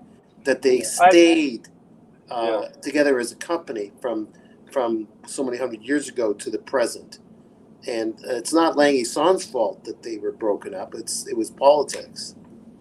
Yeah. Sean, have you seen the Breguet double tourbillon video from Watchfinders? No, I haven't. Yeah, I posted it in the private chat, Timmy. You got to watch that video. Well, by the way, before you go there, Manny, if you don't mind, can you go back to the watch that you just had, which is one of the ones the European watch company had right there. Take a look at that. Take a look at that watch, right? What is that one? I've never seen that one. It's the tourbillon Lange 1. Oh. And look how gorgeous that tourbillon is. What's interesting is the tourbillon, part of the tourbillon is not there, but look how beautifully they shaped it to the left, and the bridge, the tourbillon bridge. I mean, it looks awkward, you see, but when you look at it closely, then you get the idea on why they did it. And that bridge is so nicely made and engraved. It's just absolutely stunning. That is beautiful. Yeah, I've never seen that Lange one. Yeah, that's beautiful. Wow. Yeah, that's a stunning watch. Can you put up that? Yeah, go ahead. If you can play the one that Manny sent you, that would be good. Oh, okay. 1 second. That's the double tourbillon. Double tourbillon, yeah. That's an insane watch. You know, JLC and Vacheron, they make these floating tourbillons, which are just insane. Yeah, the gyro tourbillons from JLC. Yeah. Oh yeah. I've seen one of those at the Watches and Wonders. Got very crazy, lucky, right? The gyro tourbillon, you saw it? Oh yeah, I have a video. Very Want me to bring it out? Yeah, that's a very cool watch. But look at this, Sean. Look at the engraving. What the? In the back. Oh! I was gonna say after you show this, if you don't mind, after you show this, whatever you want to show, if you can go back to that tourbillon that I asked you to play first. Yeah. If you can show the back side of that watch, you'll fall in love with the watch. As gorgeous as the front of that tourbillon watch was, the back, guys, is an absolute masterpiece. Whoa, look at this thing. Yeah. Yeah, right. And this thing rotates the whole both tourbillons. Holy because shit. One of them is the hour hand. Is this a Breguet? Breguet, yeah. Breguet Man, double this tourbillon. is amazing. When was this made? What's the what year? What's circa? I think it's like 2010 or so. Yeah. You can still get the double tourbillon. Guys, on the website. Amazing complication. Amazing complication. This must be worth more than the Donald Trump watch. That watch is $800,000. and you can probably pick it up for probably $250,000, Wow. and it's probably more has gone into it than some of the watches that are going for $1 million. I'm telling you, it's just so much, so much. Joe 95 Beautiful. pound super chat. Tim, does Sean specialize in the most inaudible audio humanity possible for Joe- any YouTube live stream? Joe 90, it's probably my vocal cords. You know, the problem is it's on my Bluetooth for my car, and I cannot turn it off and put on my earpiece because I got these wireless earpods that are better than this. But right. Anyways, sorry, I'll shut We up. do what we got. Manny, does someone actually own this, or is it something that's in a museum? This was actually for sale on Watchfinder, but Okay. actually a very famous soccer/football player That makes sense. owns one of these with even more diamonds on it. Oh, wow. So if you watch this video that they talk about, Ronaldo, I think it's called, his name? Yeah, I know who Ronaldo is. Yeah, so he owns one of Ronaldo. these with way more diamonds than this has. Now, you could get this without diamonds, Yeah. but his has even more diamonds than this thing. Hey, Daniel, I have a proposition for you. You heard of timeshare condominiums, right? What would be more appropriate than timeshare timepieces? Timeshare timepiece. Let's get this. Oh, there one, was a company Daniel. in Let's Japan. get 3 or 4 of us to get it. Yeah. There was a Share the company watch. in Japan that was renting out watches. Really? It went belly up. Oh, yeah. It went belly up. It exploded so bad. You know what? It was all a big scam.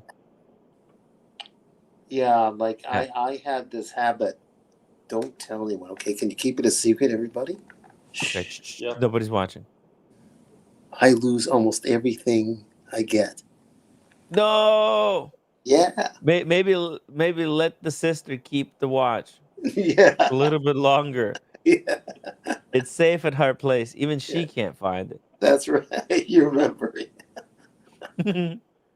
So check this out. This is the gyro That is such a tourbillon, cool watch. right? Here, I have a bad joke. I have a bad joke. Can I say it? They all Daniel, do. you don't mind, right? I don't mind. Because most You of lose mine. you lose everything, right? Right. Do you remember when you lost your virginity? Yeah. That's okay, Sean. I don't mind that. Sean, he forgot that one. No. You know what? No, Sean? better than that, Manny. Do you know what? He hasn't lost that one yet. It hasn't happened yet. I had to think about it, but you know how when people lose their virginity, it's usually a big anticlimax. But I was okay with mine. I was definitely okay with mine. I don't want to gross people out, but Yeah, that's right. That's okay. Yeah, it was not anticlimax. Yeah. Anticlimactic. But yeah. It was very. You know what? Tim may not have us on his stream anymore again. I don't know. No, it is okay. YouTube doesn't mind. What us. is this You one, Can't Timmy? get us to This is Jago Lacutra, some kind of a star system one. Oh wow! And a minute repeater. This is their minute repeater. Where was this at in Dubai? No, Watches and Wonders. Okay. Yeah, I'll say this was. They secretly let me into this. This place. is It's 1.2 million. Holy! Wow. I know. Oh, and it's a minute repeater. Look at the lever on the side. Yeah. It's totally nuts. It's got the chart and it's 3-dimensional. This upper section is elevated by this white gold, almost like you know that Louvre, how those panes of glass are held up, using same kind of technique. They hold up the second layer of the dial. It's crazy, and the whole thing goes around. Oh, the whole thing pivots. Yeah, I think so. Hey Timmy, ridiculous. when you get it, after this one, can you show the backside of that brigade? Oh yeah. Guys, you gotta. It is so beautiful. You'll be amazed how gorgeous the back of that.